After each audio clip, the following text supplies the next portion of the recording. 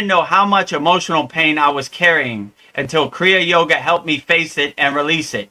It is gentle, but it goes deep. If you're dealing with emotional wounds, anxiety, or old trauma, this practice could help you come back to your center. Book a free call at kriyayogamasterclass.com or join my free school at freekriyayogamasterclass.com. Kriya Babaji Namo.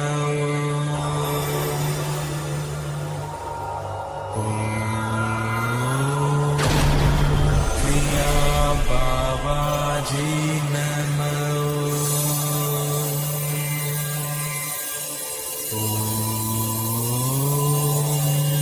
Kriya Babaji Namo.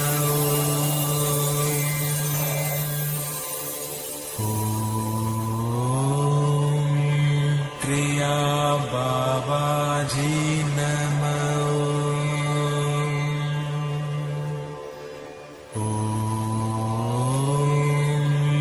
Kriya Babaji Namo. Kriya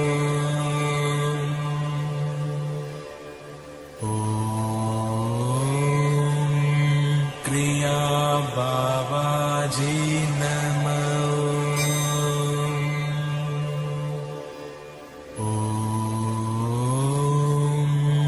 Kriya Babaji Namo.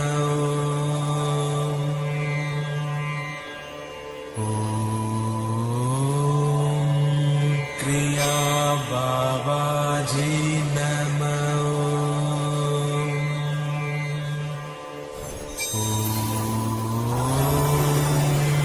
Kriya Babaji Namo.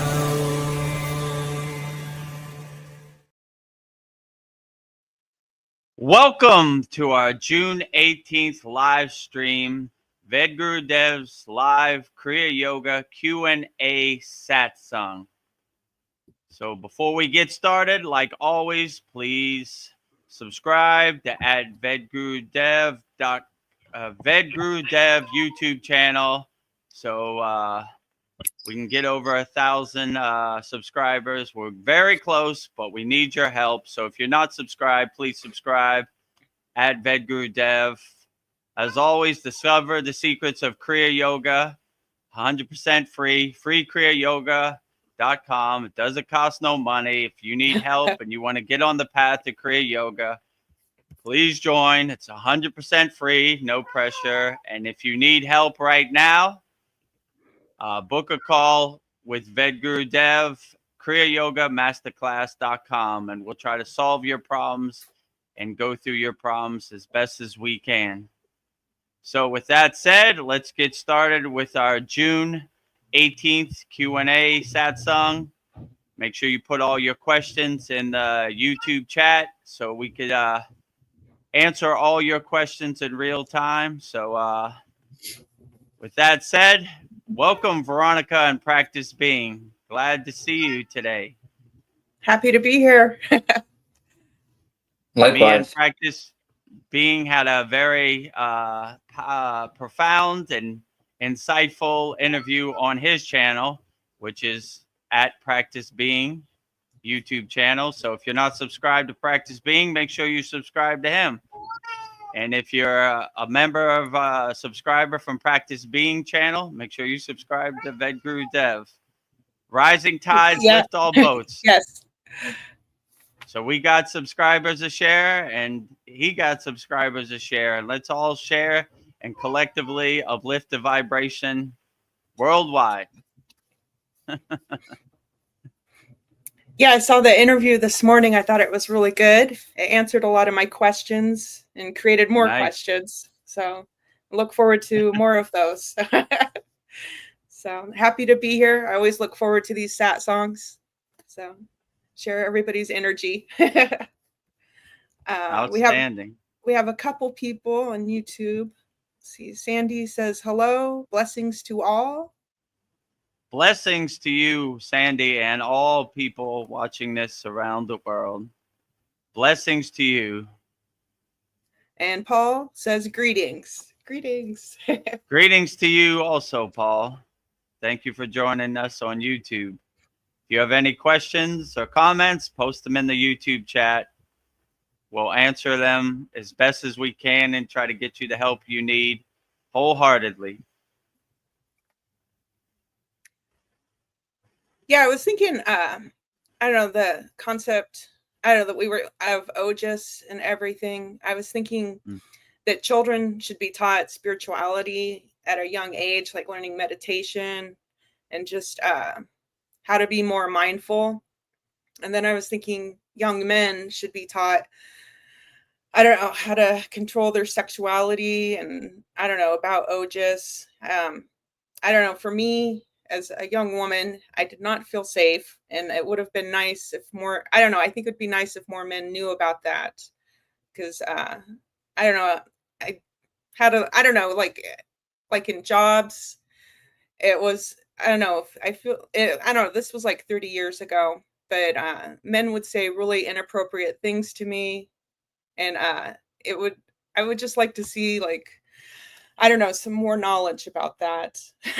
So, yeah. Yeah, for sure. Like all these practices we do in Kriya Yoga, in my opinion, I'm biased, but I think it's way more important than knowing who crossed the Delaware River or whatever, you know? Yeah.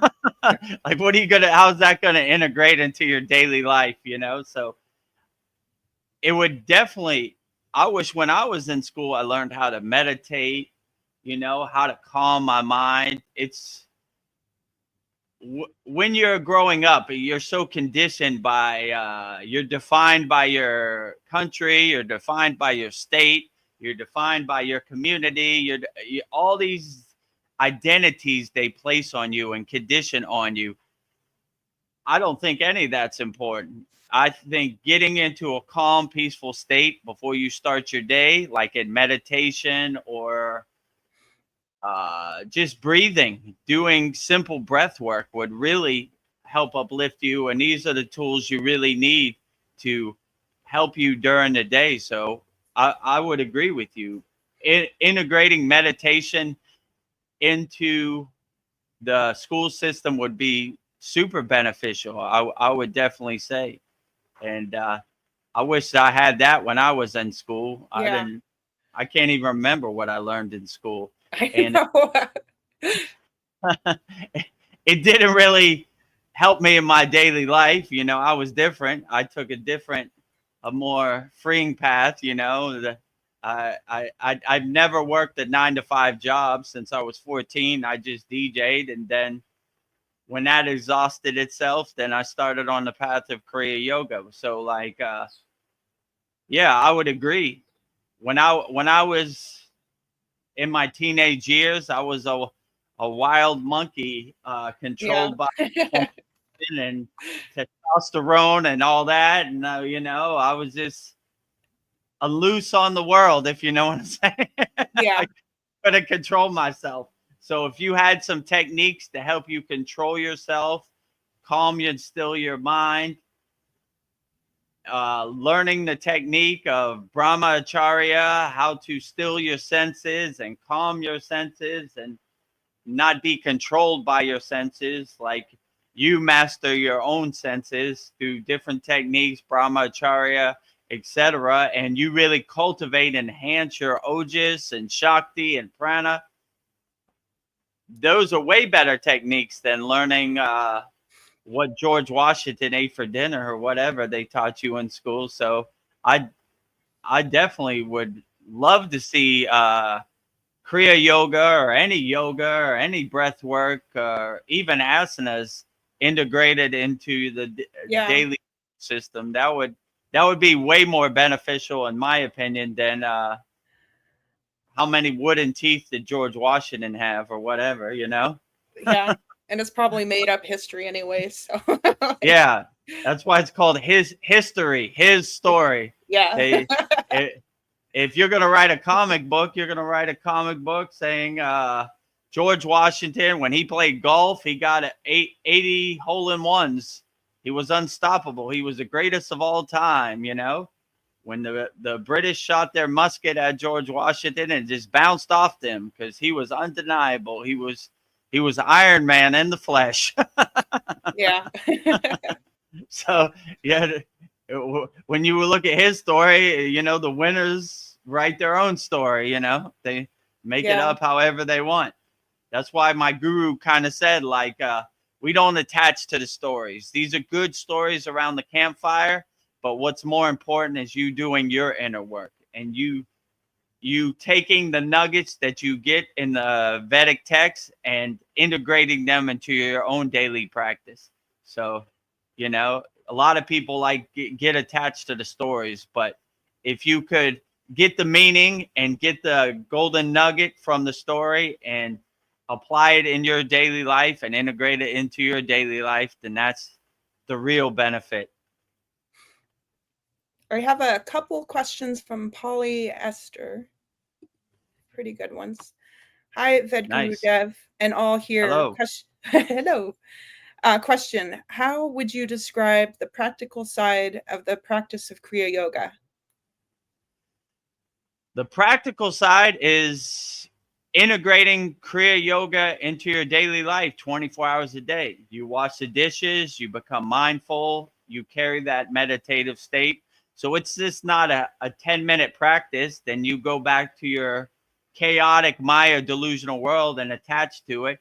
It's basically integrating it into your daily life. So it carries you through the whole day. And everything, if you do it right, becomes a meditative Kriya Yoga practice. So in our school, we really teach how to integrate it into your daily life. So basically everything becomes a Kriya Yoga practice.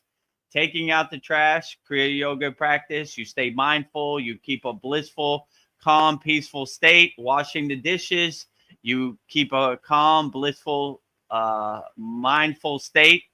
And everything you do starts to become Kriya Yoga. So if you really master integrating it into your daily life, nothing can really get you depressed or nothing can bother you because you have your shield up and you're mindful in anything you do. So like everything becomes your Kriya Yoga practice. So yeah, I would say the practical side of Kriya Yoga, your whole life becomes your sadhana or becomes your yogic practice, and everything you do becomes more blissful and happy. Like before Kriya Yoga, I used to dread taking out the trash. I used to dread cleaning my house. I used to dread washing the dishes. Now I welcome the opportunity. And so I said, ooh, we're going to wash the dishes. I'm going to wash it as mindful as possible and integrate it. And it becomes a blissful, happy experience, a mindful experience, a meditative experience. So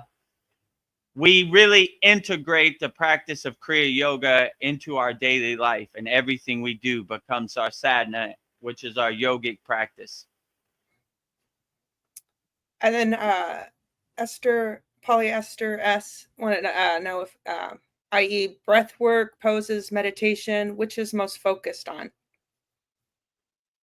I mean, if you're doing it right, so there are 5 folds in Kriya Yoga. Number 1, asanas, physical postures for the physical body. Number 2, pranayama, breath work, secret yogic breath. Number 3, dhyana, which is meditation, mastering your mind. Number 4, mantra japa, which is basically focusing on the sound syllables and really focusing your awareness wholeheartedly on vibrating the sound syllables. And bhakti, which is basically devotion or surrender to God. So, and then there's also other branches, karma yoga, different type of yoga. But yeah, which one is most effective? That would be for you to define, because whichever one resonates and makes you feel the best, that is the most effective one. So what is effective for me may not be effective for you. We're on different places on the spiritual journey, and our body have different constitution.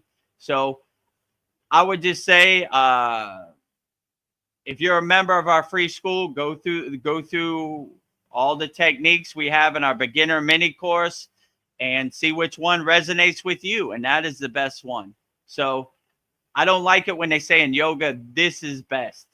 How would they know what's best for you? They don't live in your body.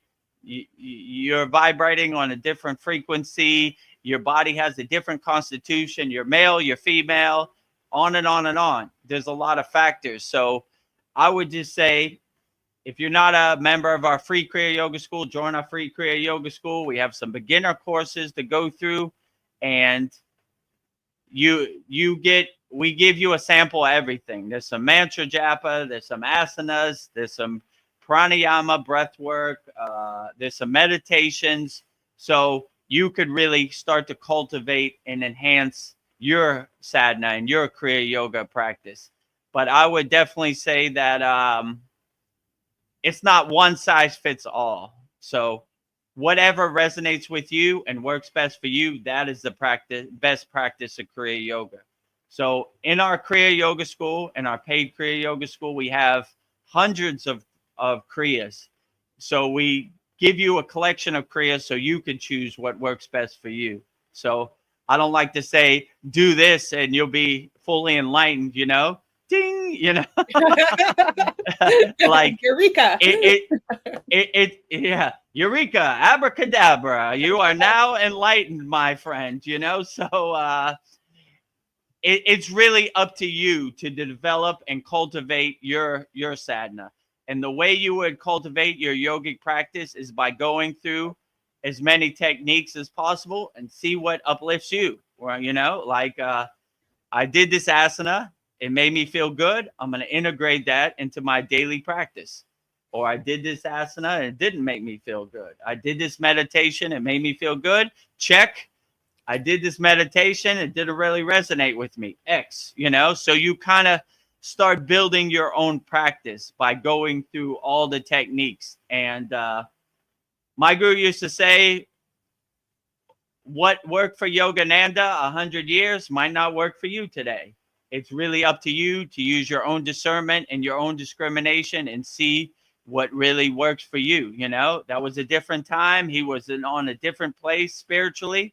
So it might work for you or it might not, but you make the decision what works best for you. So I would just go through all the techniques, whichever one works best for you, then put it in your pocket, add it to your toolbox, and cultivate it and enhance it and do it as much as you can. So the techniques, the kriyas that work best for you and resonate the best with you, those are the best techniques, regardless of anything. And it's like eating. I would try to have a balanced diet. If you can do asanas, I would try to do the ones that resonate with you. If anybody could do pranayama breathing, whichever pranayama works best for you, I would do that. Whatever meditation uplifts you and gets you into the right mind state to tackle the chaotic Maya delusional world, I would do that. Whatever mantra uplifts you and makes you feel the best, I would do that. And whatever songs you resonate with and like to sing, bhakti, I would do that. And I would try to help as many people as possible. Look for the opportunity to help anybody, you know, like you don't have to help monetarily. You could help somebody, you know, if the box of cereal is too high in the grocery store and the child's trying to get it, reach up and grab it and help the child out. That really brings you personal satisfaction. And so it's a number of different factors, but when you stack all these kriyas together, then it really uplifts you. And the only way to tell you which is the best way is by you going through the techniques and you tell me which is the best way.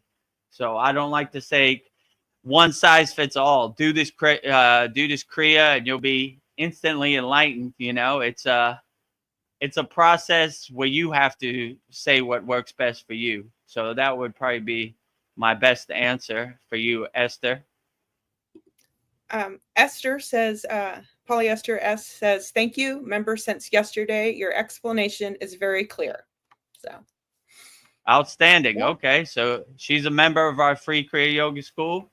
The first classroom start here is basically like gives you some framework. What is Kriya Yoga? What are the 5 folds of Kriya Yoga? Who am I? Who is my guru? That's always the question I get a million times. So why is my name Vedagurudev? You know, that's there's a video in there. Who is Vedagurudev? Who is my guru? What is our parampara? What is our lineage? And then there's a beginner mini course. I think it's 7 courses, but it's basically you get some sample asanas that anybody could do. If you feel strain or pain from any asana, those just don't do it. You don't have to force it. Pain blocks the flow of prana. And then there's some breath work anybody could do. There's some meditation anybody could do. And so it's a little framework. And if you want the advanced techniques and you really want to start surrendering yourself to the practice of Kriya Yoga, we have a paid Kriya Yoga school, which is $50 a month. Just go to Kriya Yoga Masterclass. There's a button, join the Kriya Yoga school now, or you can go on a call with me and we could try to see if you're a good fit for practicing Kriya Yoga or whatever problems you have. Give me the opportunity to help you and solve your problems. So, and that goes for anybody, not just Esther. Anybody who's watching this, we want to get you as much help as we can. We want to get you the tools to help you navigate 2025, because it is a definite conscious is definitely under attack 24 hours a day in this Maya delusional world. So it really helps to have some Kriya Yoga techniques in your pocket to help you navigate this crazy Maya delusional world. Yes. Kriya Yoga is for everybody. Next, Kriya Yoga is for everybody. I have a question. Oh, go ahead. Anybody could do it. Man, woman, child. I recommend everybody to try Kriya Yoga. You know, like, it looks scary in the beginning because you see, like, on TV, some woman doing the full wheel pose and a goat jumps on her stomach, and you say, I could never do that. I had the same mindset myself. When they showed me the asanas, I was like, no way. My foot does not go behind my head. But if I could do it, anybody could do it. So I don't want anybody to be scared of Kriya Yoga. Give it a chance, you know, and who knows, you know, you could be the next Kriya Yogi. If Veronica could do it and Practice Being could do it and I could do it, anybody could do it. It's Kriya Yoga is for everybody. So do yourself a favor and get on the path of Kriya Yoga today. You know, subscribe, Vedagurudev. We have 2 daily motivational videos about Kriya Yoga. Join our free Kriya Yoga school, freekriyayoga.com, or book a call with me. These are all free. And if you want to join our paid school, that's perfectly fine, but no pressure, right? Just get some tools to help you navigate this crazy Maya delusional world, because it's a definite war zone out there. So yes, I wish you all the best, my friends. If you need help, we're here to help. Next, we have Paul, and he has a question for Practice Being. He says, welcome, Practice Being. I just watched the beginning of the interview, looking forward to the rest. I share some background with Practice and would like to know if he still uses plant medicine. Yeah, we talked today. You actually asked the question, Veronica, about medicine men. And there's this label shaman.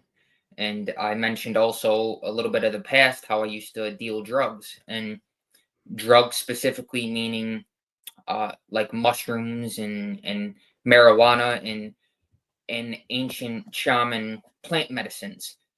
And it started off with the intention of wanting to, you know, help people heal, but I got carried away with it, and it became a selfish thing about money and self-serving, and that's why I ended up going to jail, because, you know, is God intervening and giving me my midlife crisis at the age of 19. So I'm thankful for that, because it served as a turning point. But I said all that to say, in short, that is a short version of the story, but I've had transcendental experiences using drugs, using designer drugs, but using Kriya Yoga and using yogic practices it's a cleaner, more open connection, and it's lasting, it's eternal, and it compounds and it builds up. The difference between that and using drugs and substances is that they're temporary, and there's always a negative after effect. Yeah, it feels good while you're doing it. Wow, I'm tripping. Everything's open. You know, the third eye's open. In the Bible, it talks about the land of milk and honey. And what is that? It's your pineal gland, your third eye, secreting DMT, which is honey, and milk, which is serotonin. These chemicals being released within us. You asked a question earlier, Veronica, about Amrita. Yeah. And these, just being aware of the alchemical process and the energies and the different glands, the pituitary gland, the pineal gland, and just having an awareness of the human anatomy is very significant.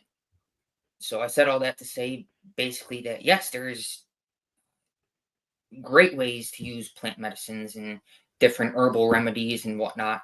And these chemicals interact with us in a different way, especially when we have a heightened sense of spiritual sensitivity. We have an awareness of, wow, I ingest this and this makes me feel a certain way. But ultimately, the ultimate truth is beyond chemical substances and beyond anything physical. So plant medicines can be used as a tool for sure, but it's, again, I said earlier, we don't want to stake the means for the goal, and these things can, you know, I heard somebody say, I won't take credit for this, I heard somebody say one time, when you get the message, hang up the phone. So these plant medicines can help us get the message, like, wow, there's something beyond, you know, my everyday, normal, ordinary human experience, and it can help us tune into that. However, we don't want to overdo it and keep using it, because then it has a bad effect. When we get the message, the plant teacher call it a plant teacher. The plant teacher gives you the message, hang up the phone and use holistic practices like Kriya yoga and breath work and things that you can use on a daily basis, because you're not going to take mushrooms. You're not going to smoke. I used to smoke weed every day, and weed every now and then. Yeah, it can be very healing if it's used with that intention as a medicine. However, most people get carried away with it, and it becomes an addiction. And then you don't want to be at a point where anything outside of you has power over you.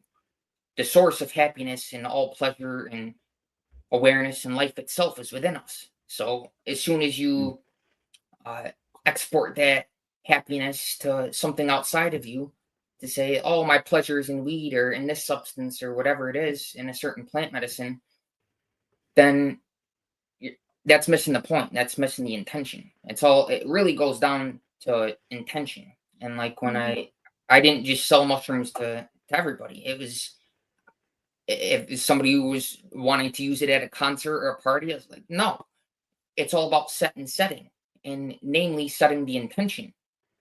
You hold it in your hand and you see this as a sacred substance, and how this is interacting with the source of life within us, and how it's stimulating certain things within the human system to make us feel a certain way and connect with the Most High and different realms of existence. So when you set that intention, plant medicines can be very powerful, but it's more so about the inner intention than the medicine. And as Vedagurudev said earlier, like I don't need a doctor to tell me what's the matter with me, because there's that spiritual sensitivity.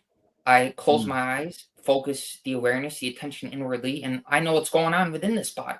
I don't need a doctor to tell me. I don't need a doctor to heal me. You know, I already know what's good for me, because I use my own, as you say, also discernment and discrimination. So yeah, plant medicine is powerful, however, with moderation. Yeah. And when you do your inner work, you want to do your inner work so you're not dependent on any external sources to get you to where you need to go. And when you do your inner work, you kind of look at external sources as like unnecessary, because like practice being said, like I could heal myself. I know what uplifts me and helps me vibrate. And it's more of a, instead of like a band-aid or a temporary fix, it's more a permanent state that you become to. When you come to this higher state, then 15 minutes of pleasure from using a drug or a substance has no meaning, because you carry that state of being throughout the whole day, you know, and you've done the inner work. So you didn't like microwave it or shortcut it, you know, because you took an external source. You cultivate it over doing your practice, and you carry that with you 24 hours a day. So instead of having a good time for 15 minutes a day, I'd rather carry that state of being throughout the whole day. And I've done the inner work, so I'm not dependent on any external sources to get me to the place, you know? It's Yeah, ultimately something outside of us is ultimately stimulating the bliss that is already within us. When we True. realize that bliss is always with us, the presence is always with us, the very source of existence, animating all of us simultaneously, then you transcend that. I used to be very entrenched in that, and became dependent on it. But like Vedagurudev just said, you know, when you practice Kriya yoga or whatever your path, bhakti, karma, on a daily basis, the compound effect of that builds up, and you realize that the source of happiness is always with you, always within you, and you don't seek it externally. I always liked when my guru said, happiness is inside you as you. All you have to do is realize it or unlock it. So when you realize, if you're looking for happiness outside yourself, you're almost doing yourself a disservice, because like practice being says, it's inside you as you. All you have to do is realize it and unlock it. And when you have inner happiness, no one can sell you outer happiness. Anytime you turn on the TV or social media, anything, they're trying to sell you happiness that they don't have. When you realize you have happiness inside you as you, then you don't need any of these other things, because you're a self-realized being. Yogananda's fellowship is called Self-Realization Fellowship. We're realizing our inner self. So we don't need any external things. We have all the tools we need inside us as us. So it really uplifts us, and it gives you the right mindset where you're like, oh, take this. This will make you happy. No, it won't. I get to my blissful, happy place when I meditate, you know? So it really starts to open your mind and make you more aware that you already have all the tools you need inside you as you. You just got to realize it and do the inner work. And then you'll have a permanent state of happiness instead of like a 10-minute band-aid of happiness. Happy, happy, happy. Yeah. Happy, happy, happy. Yeah, that's was one of my guru's most profound statements. Happy, happy, happy. You know, I at the time I was like, well, that didn't really answer my question. But the more I contemplated and meditated on it, it did answer my question. Sometimes the simplest words are the most profound teacher. You know, happy, happy, happy. Always happy, happy, happy Yeah. inside you as you, right? We all want to be happy. I know, just to It's it. piggyback on what both of you were saying, I'll see people like brag about doing ayahuasca like 28 times. And I'm just thinking, couldn't you've just done it once? Why do you have to keep doing it? It's just like, you know, use it as a tool, like you said, practice being, but it just seems like that it becomes an addiction after that many times that like you're microwaving your path to spirituality. Like, Yeah, my brother, my Himalayan brother, Ved Mooney, is a Brazilian ayahuasca shaman, right? And he told me out of his own mouth, he said, somebody vibrating like you doesn't need it. These are all for lower frequency beings trying to reach the state that you're already in. So it's almost like unnecessary, right? You've done the inner work, so you are light years ahead of where they want to be, right? they only can get a temporary glimpse of Ananda or bliss or Satchinanda. But you have a permanent state of Satchinanda. You're a walking temple of ashram of Satchinanda or bliss. So it's not necessary for you, you know? Take it from me. I've done it millions of times. I've given it to people millions of times. It's not necessary, you know? It's like sugar on the spiritual path, you know? Yeah. It's not necessary. It doesn't add. It's a temporary Band-Aid for people who are lazy and don't want to do the inner work, you know? Yeah. They'd rather fly to Brazil and take some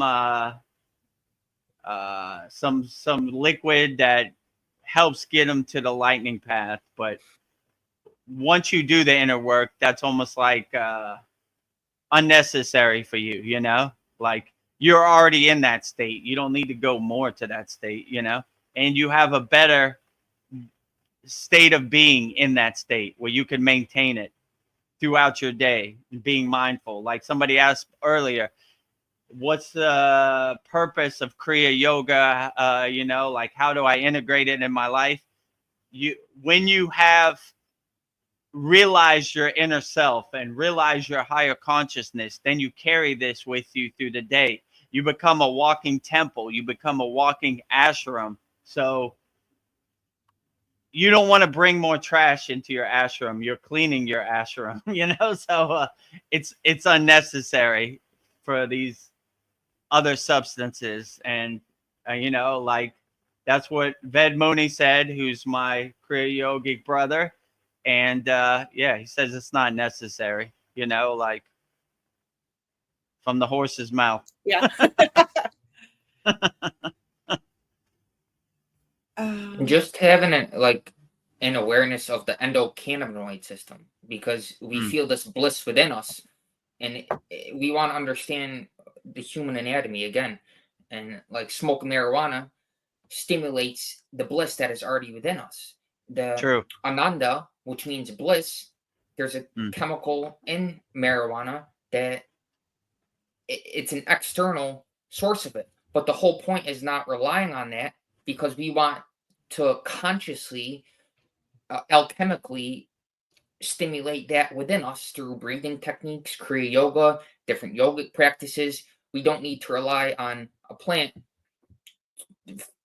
to produce that which is already within us. So it becomes a dependence, an addiction, and at least for me, because it makes you feel really good, right? But that feeling is temporary. And like you're saying, you're consecrated. You become a walking temple when you produce this within yourself naturally. And that's really the key. True. Yeah. We have some new comments. Alex Bro says, hello, does Mataji appear in the real world or visions as a totem animal, like a deer or fox? Tell us more about the clairvoyance arshis. Yeah, Mataji is the feminine side of Babaji. Masculine Babaji, Mataji feminine. So in Kriya Yoga, we also have the Ida and the Pingala, the Yin and Yang, the Shiva and the Shakti, the balance, you know. There's Babaji and there's Mataji.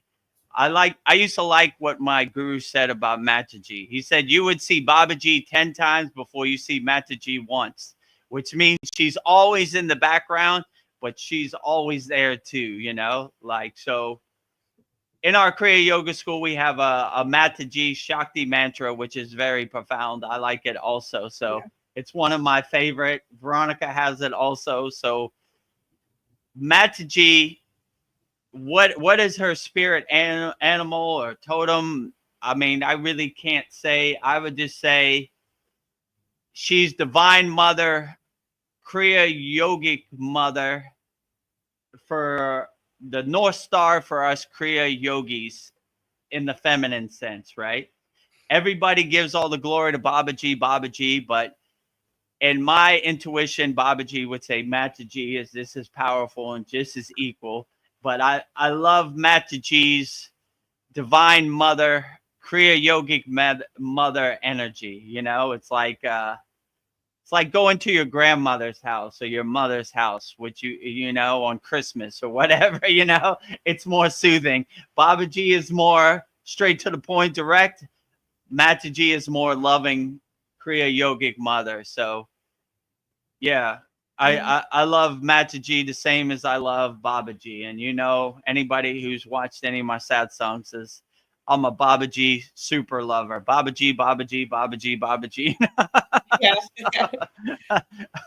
So if I say that, it means she's super powerful. So it's a good reminder to me. I need to give more glory to Mataji. You know, in our class, I've started saying Mataji's mantra equal to Babaji's mantra. So they even out the energies, the divine mother and the divine father, you know. So Babaji basically means revered father or divine father, and Mataji means revered mother, divine mother. So if you kind of see that in the Kriya yogic tradition, Babaji as divine father and Mataji as divine mother, then it gives you the balance. And as Kriya yogis, we're always trying to live in equanimity, right? Like too much masculine and not enough feminine is not balanced. So we need equal feminine and equal masculine.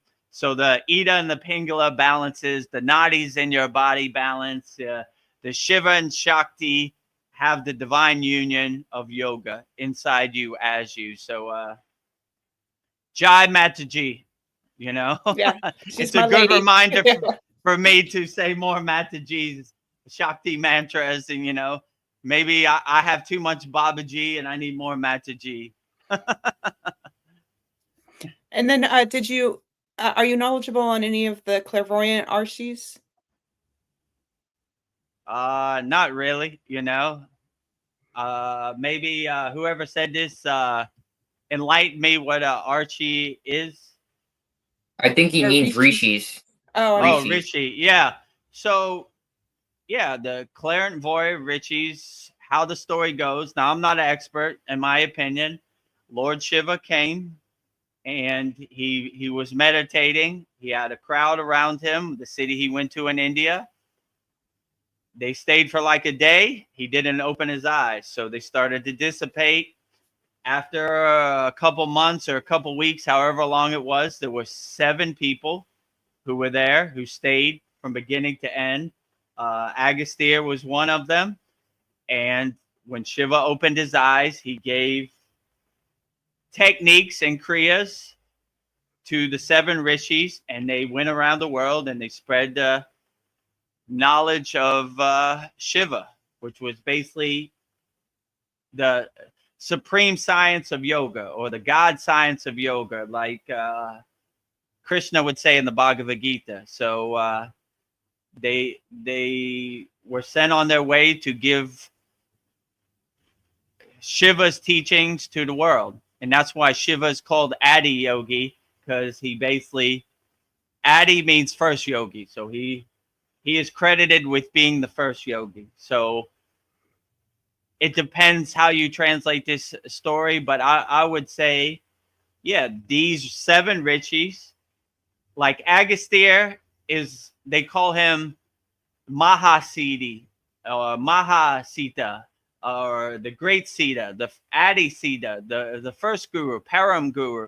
So in our Kriya yogic tradition of Siddhanta, Agastya is, besides Shiva, the highest Sita, the highest yogi, right, in Kriya yoga.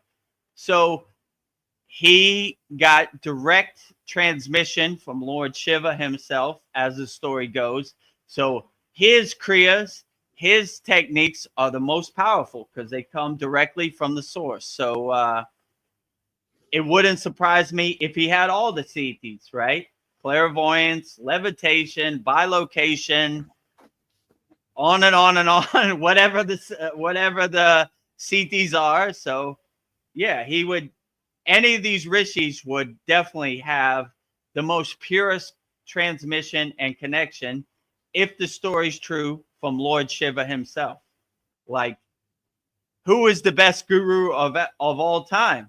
Lord Shiva, Adi Guru, right? The first guru, right? So they have the most purest transmission of all. So they would have any CT that you ever heard of, plus any more. I would just narrow it down, make it short, and say, what couldn't they do?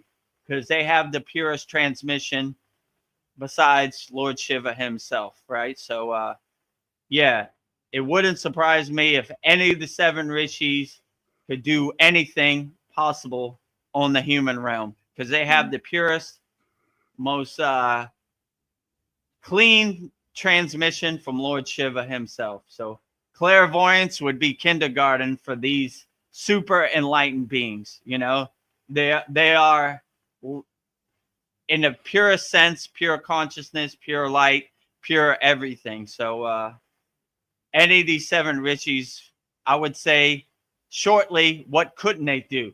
Not what can they do. They can do everything. You know, they're the highest physical form being possible, right? Their teacher is Lord Shiva himself. So they could do anything possible, in my opinion. That's a very, from what I've heard, that's a very accurate relaying of the story too, because basically I just want to shed some light on why the 7 people stayed. A lot of people came when Lord Shiva was sitting there unmoving. In the Bible it says, be still and know that I am God. Right. Just sitting there unmoving, almost not even breathing, right? And for days on end. So people come and this isn't this isn't a show. The guy's just sitting there. What is he doing? But these 7 people, these 7 disciples, disciple meaning discipline, they recognized the power, because wow, this guy's just sitting there unmoving for days on end. He must have transcended his physical nature. He's not identified with the body, not even the mind. He's just sitting there unmoving, but he's still alive, still vibrant and alert and aware, just simply unmoving. So he's obviously transcended his physical nature, and they recognize the power in that. And so they saw this guy, the guru. They submitted, they surrendered themselves, they bowed down, and this guy obviously has something, knows something that I don't. So I'm gonna humble myself and, you know, pay as much respect as possible and do whatever I can to, you know, beg if I have to. Show me what you know, tell me what you know, transmit what you know. I'll do whatever. I'm willing, like in the autobiography of Yogi, I'm willing to jump off a cliff for Babaji. True. That story's in there. And when you have that willingness, when you're able to go to the ends of the earth, you're able to do whatever to be shown, be revealed the truth. And you stay humble when you are, and you can't not be, because once you're shown something from on high, it's a challenge to come back to the world and share it and put language to it, and it's beyond language. So you're just blessed to have this experience. So these 7 disciples recognized the power of a lot of people may think it's crazy to sit in meditation. They're not doing anything. A lot of people are in, you know, in having consciousness, your values in what you have, and or even what you do. What are you doing in the world? But when you're simply being, when you practice being, and of course there's doing too. You do want there to be a balance, because even Sri Amma Babaji devotee says you can't meditate 24 hours a day. So there's got to be some action, some karma yoga, but the more you practice being, you realize that, again, the source of happiness and bliss is within you. As it builds up within you, and you seek that.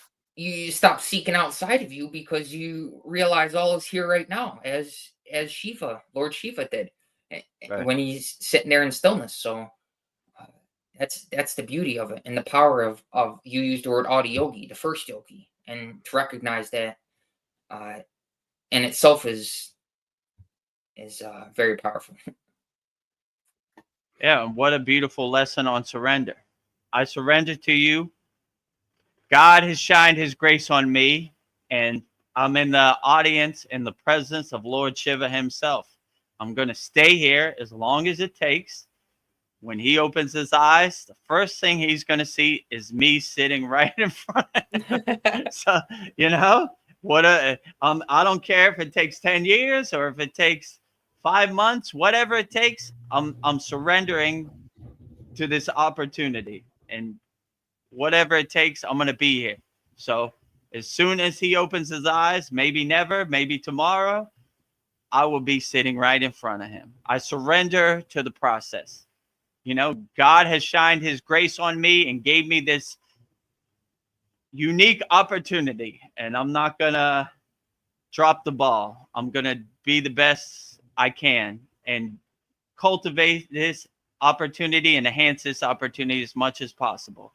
So whatever it takes, I surrender to the process. And that's a beautiful story for your inner work. Don't try to lightning fast your inner work. Don't go as long as it takes and go through the process and enjoy the process. It shouldn't be a strenuous process. It shouldn't be a process. You should want to jump out of bed every morning. Like, woo, today I'm going to do my sadhana, my Kriya yoga practice. I can't wait for it. Even if it's like the full wheel day or the plow pose day, you say, I look forward to it. My guru used to say, what asana you hate, you do like you love. And that's how you live in equanimity. So no matter if it hurts or it's painful, you still breathe into it and enjoy it as much as possible and go through the process. So I'm sure most of these 7 Richies didn't want to wait there for months on end, but the benefit outweighed the temporary pain or discomfort that they were going through, for sure. So, and those other people that left, we don't say their names. Those people that stayed, we do resonate their names. So.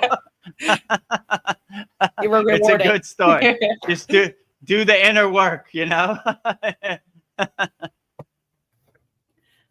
All right, Vedagurudev, I might need help with this one, but I'll do my best. Hello, I have this Astra mantra. It goes Om Shalim Pushum Hum Pat. Can you explain what chakra is activating? What does it do? Maybe translate the words. Thank you. Okay. So I'll start with Pat.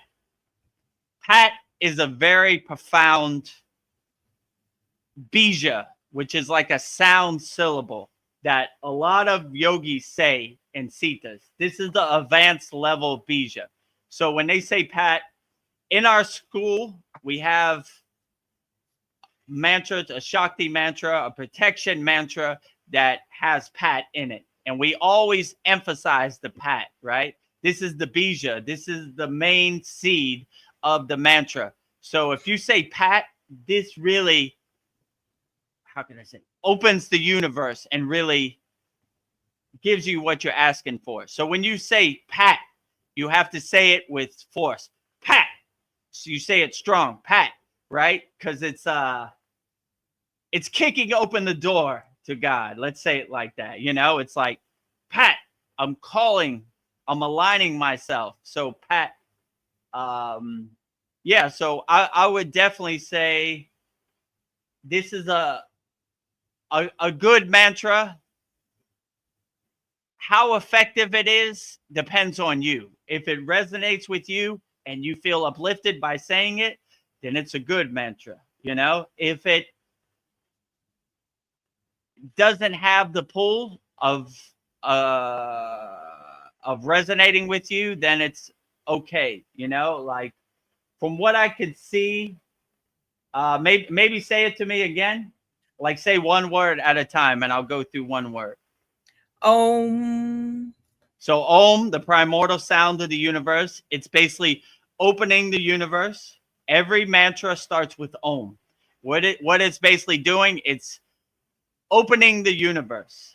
it's resonating with the universe. It's vibrating the universe. So you have a clear path. You have a direct phone line to the other bijas or the other sound syllables in the universe. The next word is Shalim. Shalim. It might be Sharim, which is Lakshmi, wealth and prosperity. Goddess Lakshmi, Devi right here. Her bija mantra is Sharim, right? Shalim, I've never really heard, but they're probably trying to say Sharim. So Sharim means like, that is Lakshmi's bija mantra, her direct sound syllable. So that goes, when you're trying to attract abundance, wealth, and prosperity, you would say Sharim. So some yogis in the Himalayan mountains, they just say Sharim, Sharim, Sharim, which is basically vibrating wealth and abundance. But it resonates with Lakshmi. It associates with Lakshmi, right? Sharim. So that basically, that bija means you're calling Lakshmi for wealth and prosperity and abundance. So I've never really heard Shalim, but they're probably starting to say Sharim. Sharim. I would say Sharim if I was you, you know. But maybe Shalim is something different. Could be, you know. The next word is Pasham. I don't know. It's spelled P-A-S and then hum. Pasam. I don't know. So hum is the throat chakra, and there's certain words that deliver the bija for the throat chakra. So this kind of sounds like you would say be yum, right? Which is basically yum is the heart chakra. You're opening the heart chakra. So shaham kind of is like a delivery to open your manifestation and your creativity in your throat chakra, right? So that's what it kind of sounds like to me. This mantra is trying to bring wealth, prosperity, abundance, creativity all in one bundle. So Shaham kind of sounds like that, like a delivery to open your creativity via your throat chakra, your Vasuddhi. And then the next word is home, spelled H-O-O-M. Yeah, so home. We also say this in our Kriya Yoga school, which I like this, like it's coming home, right? It's not what it means, but home kind of means like it means peace, but like I like to associate it with coming home. So in our Kriya Yoga school, we do a Shanti mantra. I almost messed that up. A Shanti. Shanti means peace, right? So I'll basically demonstrate. I say it at the end of these live streams, so I'll say it again. Om Shanti, Shanti, Shanti, Shalom, Sat Nam, Sadhu, Tao, Om Spirit, Swami, Kami, Amen, Amen, Omen, Selah, Om, Om.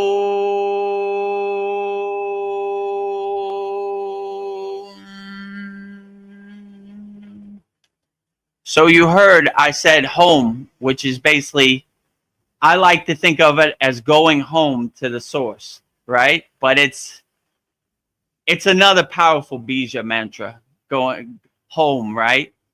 When you look at it, it looks like hum, but it's really pronounced home, right? So that's another powerful one.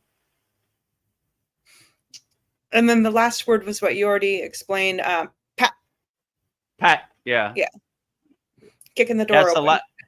That's the kicking the door open to the divine, right? Yes.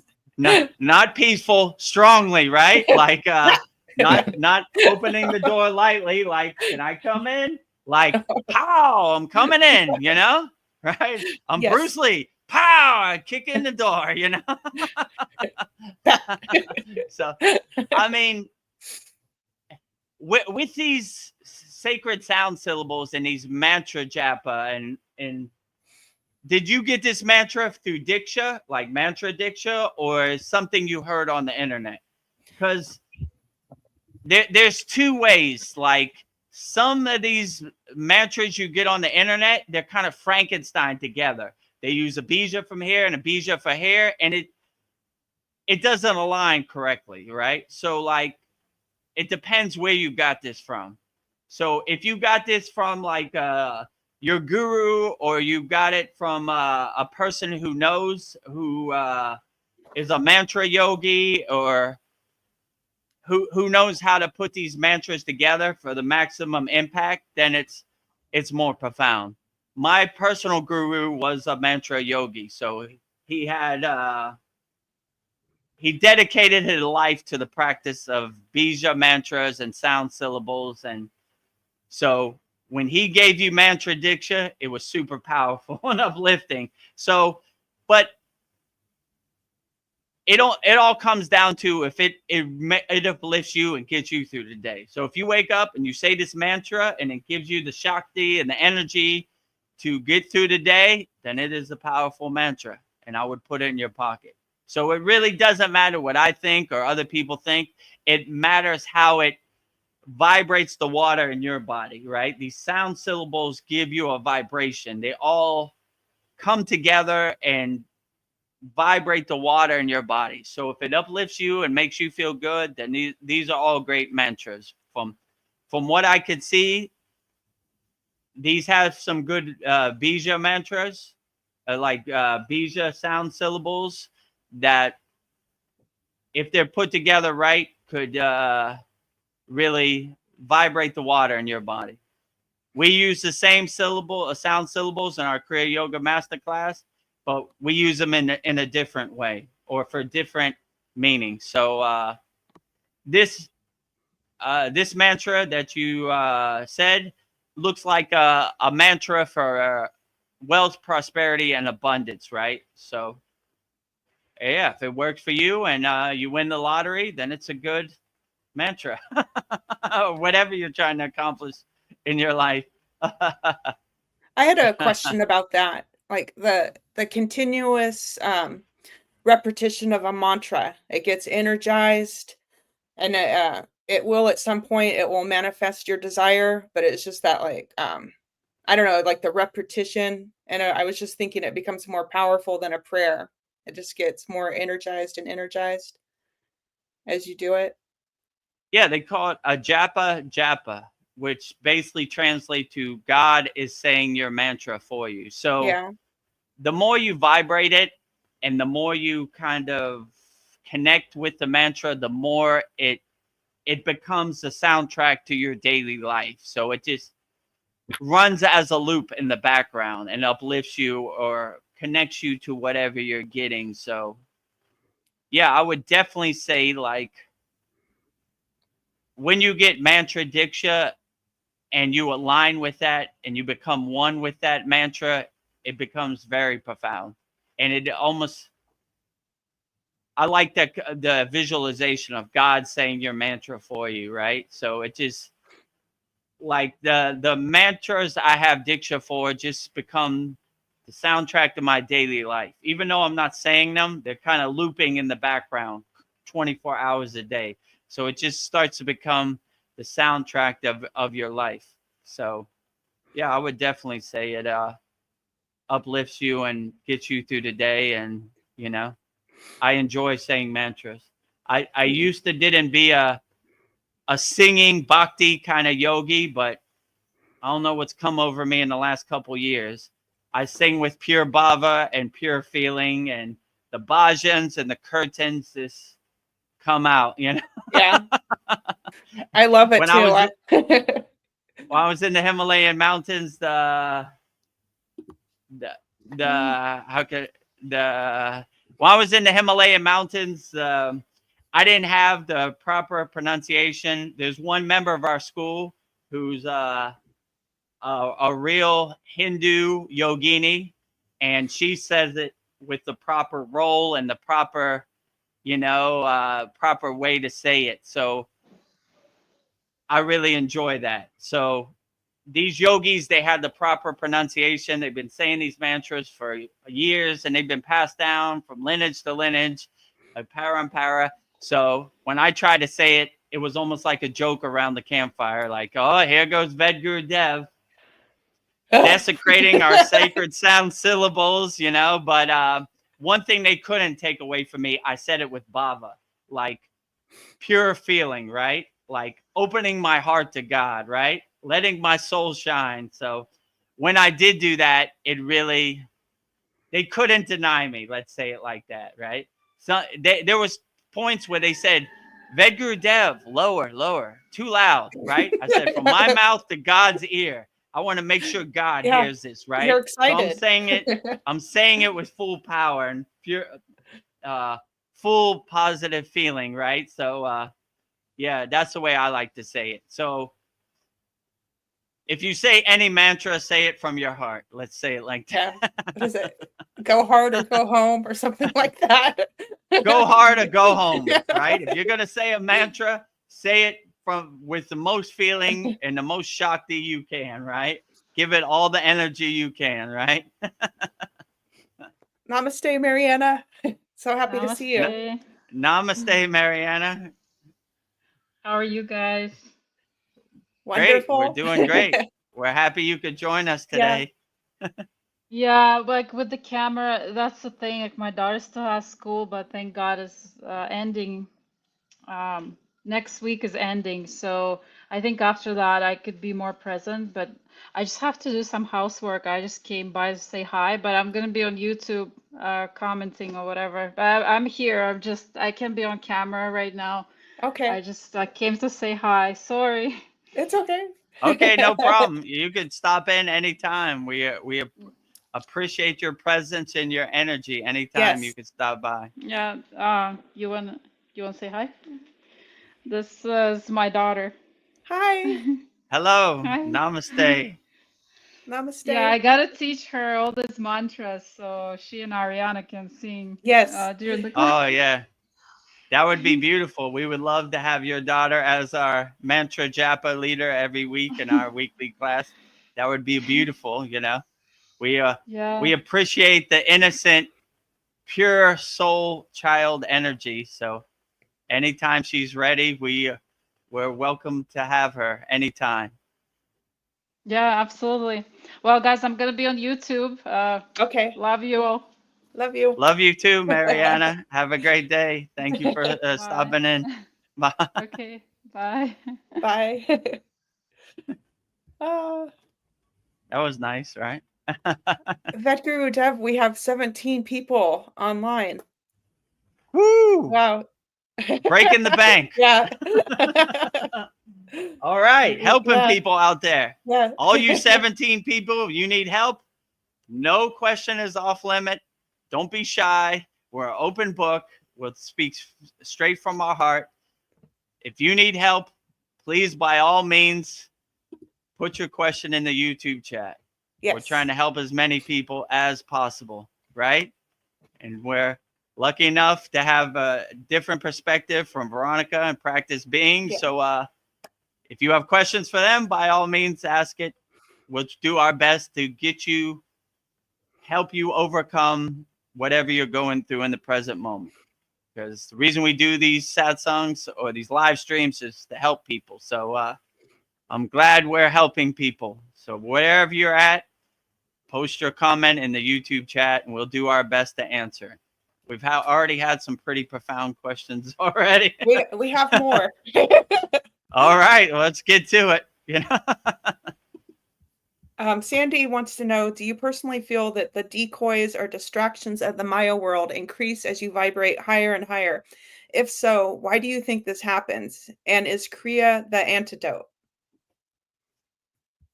Yeah, so I'm biased. Kriya is absolutely the antidote, in my opinion. The distractions of the Maya delusional world, yeah, in my opinion, I would say that the higher you get your frequency and the further you get on the path and the more progress you make, the more the ego realizes it's dissolving, and it does not want to dissolve.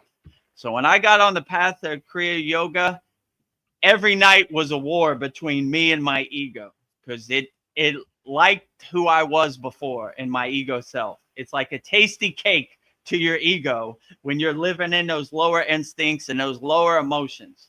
When you decide to transcend those lower emotions and raise your energy to a higher state and a higher awareness, it does not like it, and it's going to fight you every bit of the way. So when you get your mind prepared and know that's what it is, then the distractions have less of a pull on you. You know, in our Kriya Yoga school, we have a mantra, which is a protection mantra, a shield mantra. And this is what the mantra that I said before has the sound syllable pat, right? So it basically protects you, and it puts up a shield and helps you navigate the Maya delusional, the distractional world, the material world. So even me, when I go out to do my daily errands in Thailand, I say, I got to say the Kavacham Shield mantra, because they're coming. They're coming every which way. So it's important that in this day and age, and there's so many attacks on your consciousness, there's so many psyops, there's so many subliminal messages, there's so many messaging to control you and lower your frequency and get you in a fear state, so you're easily manipulated, easily controlled, easily become a customer, that it's important that you raise your awareness, you don't lower your awareness. So if you have the good thing about you, Sandy, is you have the awareness to know that these things are happening. Most people are just NPCs, you know, sheep in the game. They don't even understand. They don't know what psyops are, or conscious attacks, or astral parasites, or whatever. They just are living their life like this is the way it is. So being aware is, you're almost all the way home. You're 80% of the way there. So you're aware. All you need to do is cultivate some tools to help get you out of it. So I would suggest that Kriya Yoga can give you the tools to help you navigate this Maya delusional world, but take it with a grain of salt. I am also biased because I am a super Kriya Yoga lover. So I'm always going to say Kriya Yoga is the way. But yeah, it's important to have some techniques, because it is a total war zone. It is a total minefield out there in the Maya delusional world. And if you have some Kaya conscious techniques, the lower vibrations or the lower instincts doesn't have the pull that it usually has. You kind of start to laugh at it like the joke it is, like, you know, like, but I like when the Bhagavad Gita, when Krishna says your ego is always hiding behind that tree over there. It's always over there. Can I come in? Nope. Stay outside, you know? Oh, what do you think about Donald Trump's policy? I don't think about it at all. I'm doing my inner work. Okay. Okay. You know, it's always hiding behind that tree. Hello? Are you home? No, I'm not home. I like when my guru said, he said, if God is at your door, do not leave God outside in the cold and rain. If the ego is outside in the cold and rain, leave him out there. You know, so it's always looking for that window to jump through, or that open door. You know, then you go down that rabbit hole, and you know, it throws off your energy. It distracts you. It frustrates your inner energy. But if your inner energy isn't frustrated, then you kind of laugh at it like the joke it is, like, good one. Yeah. You know, what do you think about this? You know, they're fighting in Iran or Israel. I don't care. I look out my door. I don't see no bombs. I don't see no planes. It doesn't affect me in the present moment. You got a bunch of cool ghost stories about faraway places to lower my frequency. I'm not taking the bait, you know? I sit on a cloud. I don't roll in the mud with the pigs. So if it doesn't affect you in the present moment, just detach, let it go, right? And it's a real easy technique. Peek your head out your window, look out your door. Are there any bombs? Nope. Are there any airplanes? Nope. Are people shooting each other? Nope. All I see is clouds and birds. It's a beautiful day to be alive. Thank you, God. Grateful for this true blessing, you know? So if you're not attached to ghost stories about faraway places, they can't affect you, you know? So, like they say, if a tree falls in the woods and you didn't hear it, did it really fall? Their job is to lower your frequency, get you in a fear state, and make you know about stuff that get you in a fear state. But if you don't care about a fear state, I can tell you all these yogis in the Himalayan mountains, they don't know about the C word disease. They don't know about who's president of the United States. They don't care about none of this. They're just doing their inner work. They're unaffected by anything that's happening in the Maya delusional world. So just be like a Himalayan yogi or any spiritual tradition and not care about none of this. Align yourself with God and connect yourself with God, and you should be okay every day.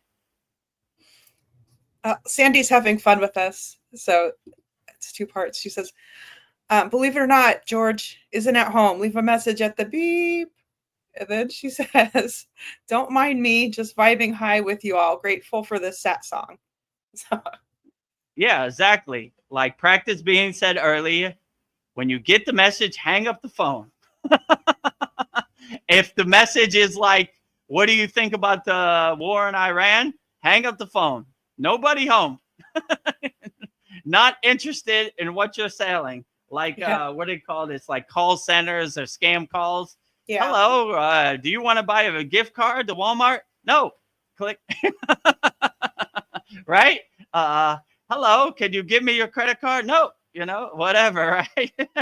Just once you get the message, and hopefully that message is from the divine, the pillar of light from the higher astral planes, then I got the message. I hang up the phone. So I used to like when my guru said, these kriyas are to bring you into the higher state. Once you're in the higher state, you let the techniques go. So in samadhi, there's no need to keep doing the technique over and over. You reach the state, you let it go. You let go of everything. So same thing. Once you get the message, you hang up the phone. There's no reason to keep talking. So I like how practice being said that. I'm going to use that. That's a good one. I'm going to put that in my sayings list. When you get the message, hang up the phone. Well put. So I don't know what this means. I don't know. Tell us please about Soma Homa recipe and warning. Thank you. I don't know, practice being, if you know what that means. You see what that says? Soma. Soma Homa. Yeah, Soma. So there's a third eye, and this is Soma. So Soma is basically an elixir. Like the other guy formerly is a different dude on here that is talking about medicine men, but this is something I mark on the calendar, new moon and full moon days. So I'll take this Soma. It's, what is the serving size? 1 teaspoon. And of course, we talk about the inner alchemy, right? It's more about the inner process, but we can why not use what nature has to offer to assist us in our spiritual process. So also, we were talking about ojas and neem and turmeric. The synergistic combination between neem and turmeric helps with the building of this ojas, because it transmutes the Shakti energy within us it transmutes physical energy into a non-physical spiritual dimension of energy. So you think of turmeric is orange. That relates to the sacral chakra, the water chakra. Our physical body is 72% water, same as Mother Earth. Not a coincidence. This body is simply a piece of the earth. So you take that Soma on, we want to be in alignment with the lunar cycles, also the circadian rhythm, the solar cycles. We want our physical vehicle to be in harmony with Mother Nature. And So, the lunar cycles are very significant. And what does the ocean do when it's a full moon? The tides are different.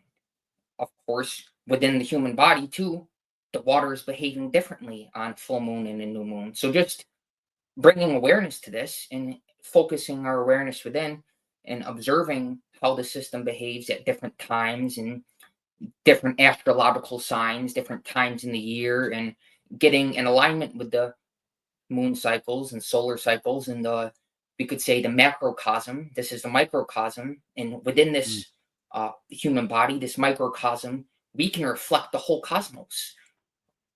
When you look up in the sky at night, just the wonder, that childlike awe and wonder that a lot of us lose touch with because we think we know. We have a rigid personality and so many conclusions that we've drawn and been conditioned with, and just simply looking up in the sky at night can help alleviate that, because it's limitless. Is same thing looking out at the ocean. As far as the eye can see, it goes beyond what you can physically see, and the ocean is endless. It just keeps going and going and going. The stars up there, they're innumerable. You can't count them all. And the source of light that is animating and lighting up all the planets, all the stars, not just the solar system, but the solar systems and the Milky Way galaxy. And the Milky Way galaxy, there's innumerable galaxies. So just in that context, when you identify with context rather than content, rather than physical forms and things that you can perceive with the five senses, when you align more so with context, then your very sense of existence is expanded. But I can get off on tangents. I know I just flowing from the heart. Whatever wants to come out flows out. Yeah. But to answer the question, Soma is it's an ancient elixir. What does it say on here? It says double extracted 7 mushrooms elixir. So mushrooms are I mentioned mushrooms as a plant medicine as well, and especially if you're walking barefoot on the ground and you take some additional mushrooms with it, with a heartfelt intention, with wanting to receive that connection via revelation, you realize everything in the world has a unique consciousness. Everything in the universe has its own unique, and especially mushrooms, which helps us really connect to Mother Earth and her energy, and going back to neem and turmeric and Shakti, and just how turmeric connects with the sacral chakra, the water chakra, and neem is green, the heart chakra. So the feminine side, Mataji. We want this feminine, especially when you're retaining your sexual energy, your seed, your semen as a man. The masculine can become very dominant and very powerful. So in order to balance that, like Vedagurudev mentions in physical yoga, you do pose and counter pose. The counter pose is to help balance out the effects, the positive benefits of the pose. So same thing with neem and turmeric. When you retain your sexual energy, masculine becomes very powerful. So to help balance the Shakti, you take neem and turmeric, and that can help with the inner alchemy. You don't become reliant on the neem and turmeric, but it's just, again, with the Soma, same thing. Why not use the positive things Mother Nature in this earth, this planet has provided for us to assist us in our spiritual process, in our progress, and realize that everything serves a purpose and can help us, especially when we have that intention. And I take that Soma with that intention on the new moon and the full moon, because combined with the Kriya yoga, if it's on an empty stomach, you put that in water and maybe a couple other ingredients, make it an elixir, and water carries a profound memory. I have water right here sitting next to me in a jar, and there's a candle lit next to it. I notice Veronica is drinking water as well. In class. There's a couple, notes that I've written on, and I keep on top of the water. There's a flower next to the water. Nice. Some copper, and just how you treat water. And I mentioned earlier too in our discussion, how you treat the food before you eat it. It behaves differently within your system. When it's an offering, it can be very powerful. And you recognize that this is an extension of your sacral chakra, that what's already within you, and this is stimulating that and nourishing that and helping you with your inner alchemy. And when you set that intention, when I make that elixir on the full moon, new moon, and do some Kriya yoga, it's very powerful. And so much so, to make a long, I kind of went off on a tangent there, but so much, yes, it's an ancient elixir that, when combined with your spiritual practice and sadhana, definitely can help elevate you. And as far as warnings, just use it with good intention, and there's nothing to fear. There's no warnings are necessary. What does it taste like? Honestly, when you combine it with water, it has kind of you can kind of taste the mushrooms a little bit. Okay. But it's it's only 1 teaspoon serving size, so you combine it with, say, 16 ounces of water, and it doesn't really taste that much different. I don't really eat stuff for the taste anyway. It's more about how this is going to behave within me and assist me in my daily sadhana. Taste isn't really an incentive to eat. Like some days I don't really even feel like eating, and but just to stay in balance, to be mindful and conscious of that balance. An autobiography of yogi Sri Giri, never met him personally, but mentally I see him as a guru, as a master, and I bow down to him every day. Same thing with Vedagurudev, bowing down to Babaji. I'm doing my daily practice as if he's right in front of me. Same thing with Sri Giri. In fact, on the phone, this is the phone screen. So he's the background. So every time I pick up the phone, and I click on whatever I click on, that's why your background too is important. Because every time you pick up your phone, you're programming your subconscious mind. So if it says live in the here and now, then it's that reminder. Even because sometimes we can get ahead of ourselves and lose track of the present moment, the presence. And I'm guilty of this too. I'm not perfect. Sometimes we have to reel it back and take a few deep breaths. All is here now, and meditation, and just bringing awareness to everything we do. As Vedagurudev said, a Kriya yoga is really something that you integrate throughout your daily life, throughout every activity, and it becomes such when you practice it on a daily basis with that feeling, with that feminine alive within you. Because when your heart's open, it's so sweet, and your very existence itself, you really don't need much of anything. Like I said, some days I don't even feel like eating, but hey, well, we're gonna keep this masculine alive, and whatever I do eat, I'm transmuting this energy into ojas, into a non-physical dimension of energy. So that's the intent. It's taste is, that's a bonus. Oh, this tastes good, great. But I don't eat for the taste. Yeah, I was just wondering if it was palatable, but it sounds like it is. Yeah, it's palatable.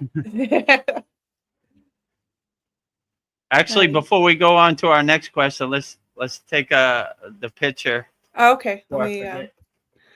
Yeah, I need a good thumbnail picture for our new background. Speaking of background, it's important. Maybe take rid of that comment. Let me find where it was. Yeah. Okay.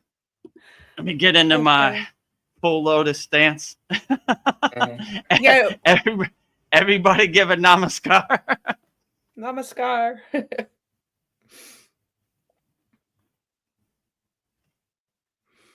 Okay, I think that's good. I'll take a screenshot of that, and we'll add it to our thumbnail. Okay. Did I look? Was I lit up enough? Or yeah, actually, that light you have, like, you are lit up. All right, cool. Solving problems, putting Yeah. out fires here. Last week it was blurry. My laptop was getting too hot, but we're making progress. 1% every day, making progress. So maybe in the school I'll put a picture. You could see like my laptop is now surrounded by fans to cool Yeah. it down. So in Thailand, it's like 95 degrees year round, 85 at night, and the humidity is super strong. So takes a lot to make this work, but as long as you're getting help out there, it's all worth it, right? In the wintertime, I may come visit you, Vedagurudev, because in upstate New York, it can get pretty chilly, which I don't mind. I love the cool weather, but Thailand is probably nice in the wintertime. Oh, yeah. Yeah, it's pretty much, I mean, I'm from Miami, Florida, so I like to call it the Miami of Asia. So it's pretty much 90 during the day, 85 at night, year round. You know, maybe give or take, it gets a little colder, but not cold for upstate New York standards, you know. I was born in Pittsburgh, Pennsylvania, so I know what the winters are like. Brutal, you know. My brother, my cousin lived in Erie, Pennsylvania, which was right on the river, kind of like Buffalo, which is, ooh, man, that wind comes off that river or whatever it is, lake. Oh my God. Yeah. Bone chilling. So I don't miss the snow plow. I don't miss shoveling the driveway for my father to go to work when I was younger. Tropical times right now. So you're always welcome, practice being when it gets super cold in upstate New York. But I understand because that was my life from birth to up to when I was 10 years old. Do you know where you're staying at in Thailand? What the latitude and longitude is? Like how many degrees away from the equator? Because I'm not sure. We're pretty close to the equator. I know the equator runs through Singapore, which is about, I don't know, probably 10 latitude points less. So it's above the equator a little bit. So but it's pretty close. So it has an effect on the circadian rhythm too, and the solar cycles, and the sun's angles on the planet, and how the human system behaves depending on where you're at on the planet. And this, of course, has to do with our physical nature, but we want the physical, the basis, the body, the foundation to be strong, so that when we elevate spiritually, we have that strong foundation, and it's unshakable, and we can still retain the body even as we elevate spiritually. That's the purpose of the hair too. Like the hair is like a cap that keeps the Shakti, the spiritual energy within the body. Right. Because when you have a haircut like you, the energy, it helps the energy move upward. Like you cut the branch on a tree. True. It wants to heal itself. The energy is the rasa, the essence in the tree, is gonna flow to that branch that you cut to heal it and repair it. So when you cut your hair in the human body, it's the same way. The energy wants to flow up, and your hair is like the roots. The human spine is like an upturned tree, where your hair is the roots and your nerves are the branches. So kind of that visual helps, like, hey, the tree of life that it refers to in the Bible, Genesis in the Bible, is me. It's the human spine. True. Yeah, spine. So giving you reverence to that within you, instead of looking outside of you, looking to a God in the sky, and reverence that the energy within the tree of life, as you say, within you as you right now. Yeah, absolutely. And what you said earlier about soma too, right? Which is like moon energy. So every full moon and new moon in our Kriya Yoga school, we do a yagna. This is my yagna, my fire pit. Actually, Veronica, play that video so they can know what we're talking about. We have a short yagna video. So all of our members send in their requests to burn up in the fire. So every new moon and full moon, we celebrate the Soma lunar energy as much as we can. So, yeah, whenever you're ready, play the Yagna video. You'll see exactly what this is right here. Our brother Tony Koo from Sacramento, California, USA, public. Burn in the Yagna holy fire. Burn away all subconscious beliefs, programs that no longer serve me. I have no longer identified or attached to any past beliefs. Lack, unworthiness, guilt, fear, judgment, past ego, attachments, doubt, negativity, and resistance. Burning all Tony's problems in the holy Yagna fire. Jyoti, Jyoti, Jyoti, Soyam, Jyoti, Jyoti, Jyoti, Param, Swaha. Next. So Tony is a member in our school, and as a benefit for people who are members in our Kriya Yoga School Masterclass, they send in their problems. We burn it up in the holy Yagna fire. So every full moon and new moon, we have that ceremony celebrating the moon energy, the Soma. But we also, every morning when I do my sadhana, I sing a song. It's called the Science of Sun Worship Song, giving praise and love to the highest light, the highest Deepam, the highest Jyoti, which is the sun. Because in Kriya Yoga, we also praise the sun. So we uplift the lunar energy and the solar energy, the Ida and the Pingala, the Shiva and the Shakti. So we balance them off. So I always feel if the sun doesn't come up, we're in big trouble. So thank you, sun. You're doing the greatest job of all. I don't care how bright you are in Thailand. It's beautiful to see you. You're doing the greatest job of all, sun. I sing the glory of the sun before I do my Kriya Yoga practice, right? So we give the glory to the moon, Soma energy, and we give the glory to the sun energy too also. So I always say that if the sun doesn't come up or the moon doesn't show, then we might be in big trouble. So we need the two polarities, the Ida and the Pingala, the lunar and the solar, the Shiva and the Shakti, the masculine and the feminine, the yin and yang to balance us out. So thank you, sun. You're doing the best job of all. Thank you for coming up. If I wake up one day and the sun's not up, I might be in big trouble. Yeah. If the moon's not there, that's another problem. But more the sun than the moon. So I respect them all. We need both, the lunar and the solar. Nice. Let's see. Sako Shinbutsu, awesome message. And then they say such truths. So thank you.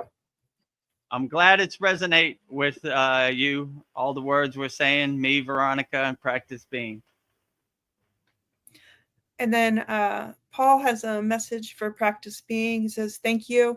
My marijuana use is light and spiritually focused. Everything else, alcohol, nicotine, are distractions, and I have limited control over. So they've got to go.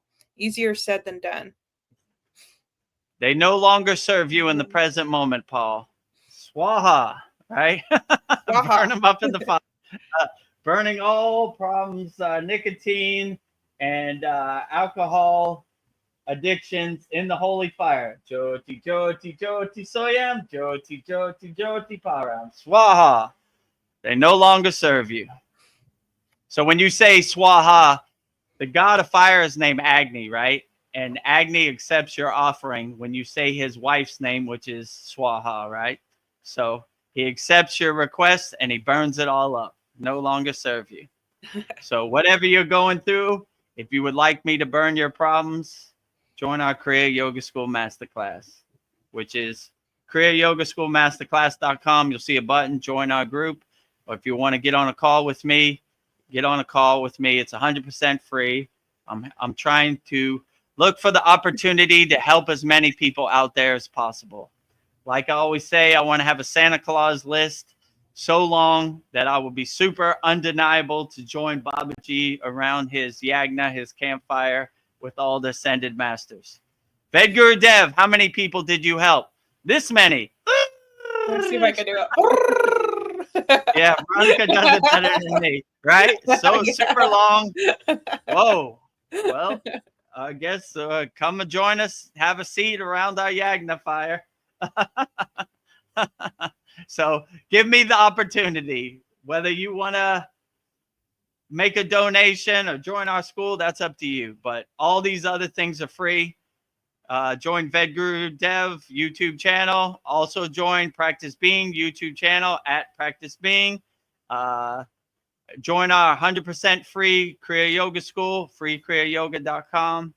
And if you're really going through something and this world seems too much for you in 2025, book a call with me, 100% free, and I'll try to help you overcome or solve the problems you're going through in the present moment. Now back to the program. Okay. I find them. There's so many. That's a good problem. Oh, wow. Let's see. Okay. Sandy, this is good. She says, I am grateful for the gifts that arise through the divine masculine and feminine when working in harmony, different but equally powerful energies. I'm Mataji and Babaji. I agree. True. Yes. I always say that. I am Babaji and Babaji is me. I am Mataji, Mataji is me. So if you see yourself in the reflection of the Divine Mother and the Divine Father, then you're on the right path, I would definitely say, right? So if you cultivate the divine oneness, then that is the true path. We're not dualists, we're oneness, you know? Yeah. Babaji's not over here and I'm over here. Babaji is here and I am here. Mataji is here and I am here. So when you have that right mindset and the right perception, you're on the right path. The oneness, the divine enlightenment, you know. I am Babaji and Babaji is me. I am Mataji and Mataji is me. I am everything and everything is me. You know, I am God, God is me. I am the source and the source is me. So when you see everything inside you as you, it's like a reflection. So when I do my morning puja, I give the flame, the jyoti, to the deity, but it's really reflecting the deity back on me. So it's not like the deity is over there and I am over here. It's I am the deity and the deity is me. So it's basically like looking at myself in the mirror, reflecting the deity's energy, the deity Shakti inside me as me. So I always think that is a beautiful perception. Like I am embracing the wholeness of Babaji every time I'm doing the sadhana, as along with everybody else, right? So I said before, one time Veronica asked me, are you lonely on the path of Kriya Yoga? I said, how can I be lonely? There's so many deities inside me as me. I don't know how we all fit in this small physical meat suit. So I always like to have that perception.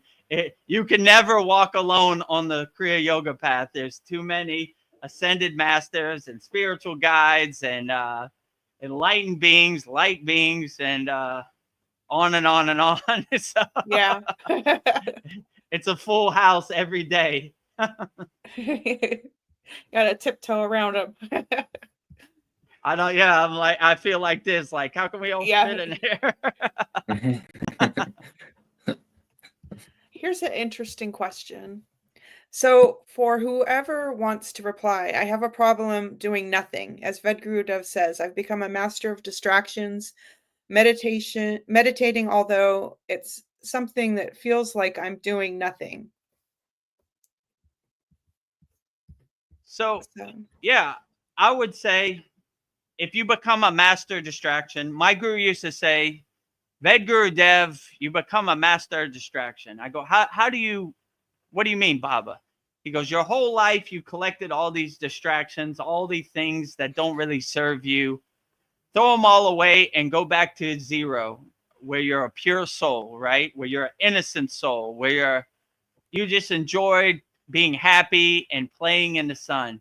So the first process of Kriya Yoga the thing you learn day one on initiation is called Sudi. Sudi means purification. It means cleansing, right? So you basically go through the process of, I am not my bank account. I am not my car. I am not my house. I am not my country. I am not my football team. I am not my basketball team. I am not my flag. I am not my religion. I am not none of this. So you start to become the detached witness, and you start to begin to see that these distractions that you're holding on to don't serve you in the present moment. So you start to shed them. And the practice we do in Kriya Yoga is called Sudi. Basically, if a thought comes into your head while you're trying to meditate, you detach, let go. So you're basically cleaning your temple. You're cleaning your house. You're becoming the detached witness. You don't attach to any thought. You don't try to make sense of any thought. You just let it pass, like clouds in the sky, water under the bridge. Detach, let go. So I wonder what Kim Kardashian's going to wear to the Grammys. Doesn't serve me. Detach, let go. I wonder who's going to win the NBA Finals. Detach, let go. I wonder what President Trump is going to eat for dinner. Detach, let go. I wonder how many bombs dropped on Iran today. Detach, let go. Detach, let go. Detach, let go.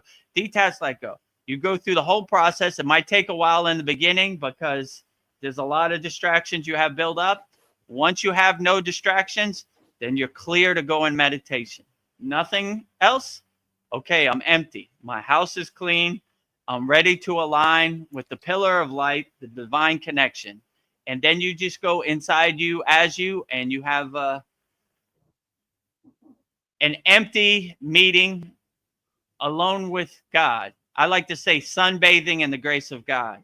So in the beginning, you just sit and be alone with yourself, like have a meeting, having tea with yourself, which is a beautiful process. As you cultivate this and get it more enhanced and you get more aligned, then it becomes more of a higher vibrational thing. And you start to see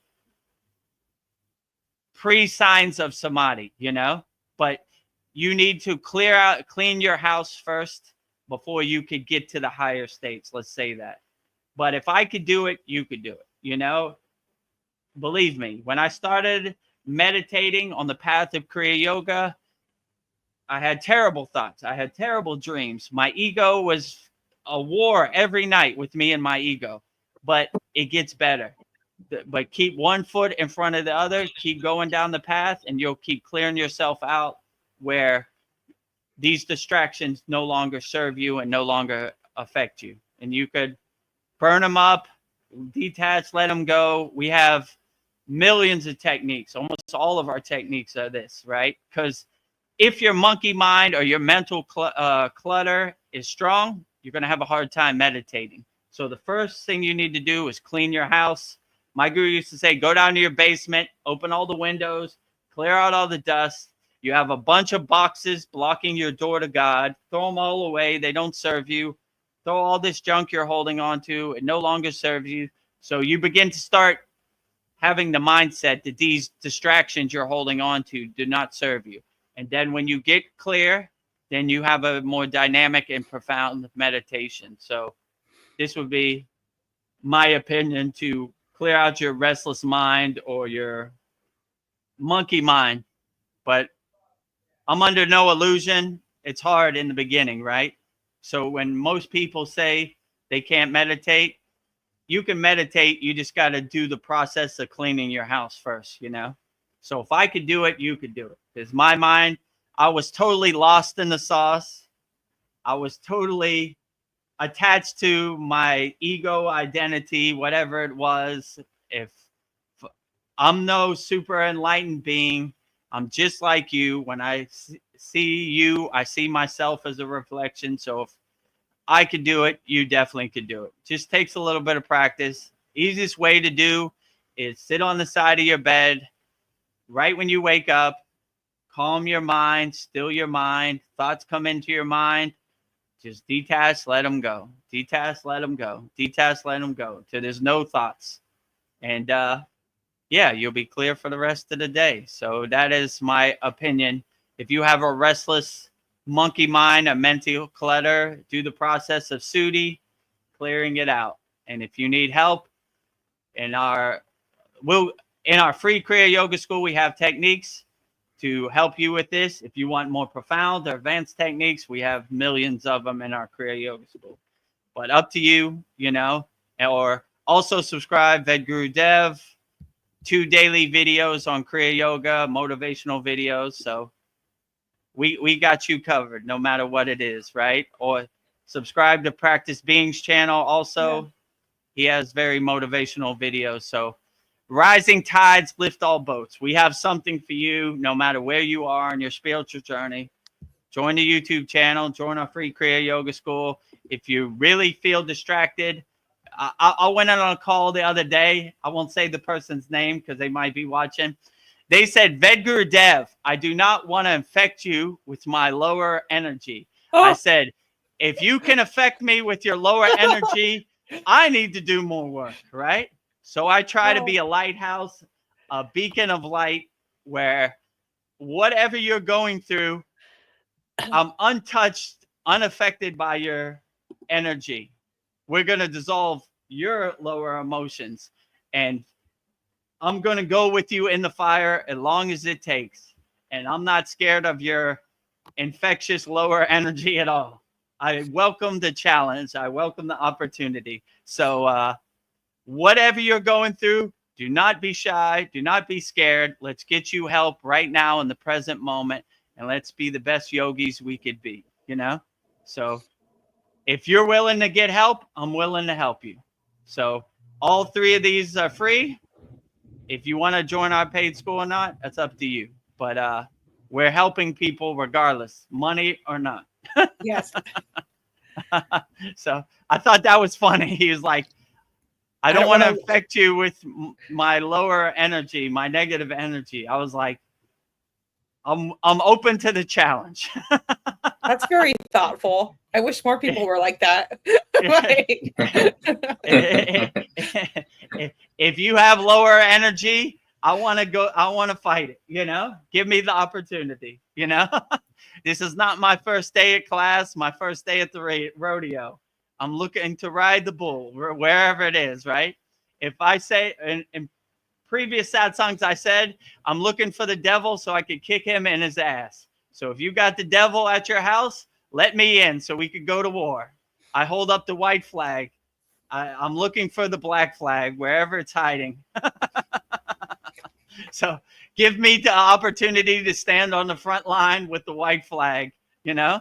Yeah. I want to be the first one.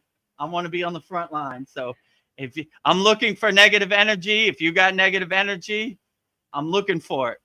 Let's get rid of it. Let's burn it up. Let's dissolve it. Let's solve it. Let's overcome it. However we do. I'm looking for the opportunity.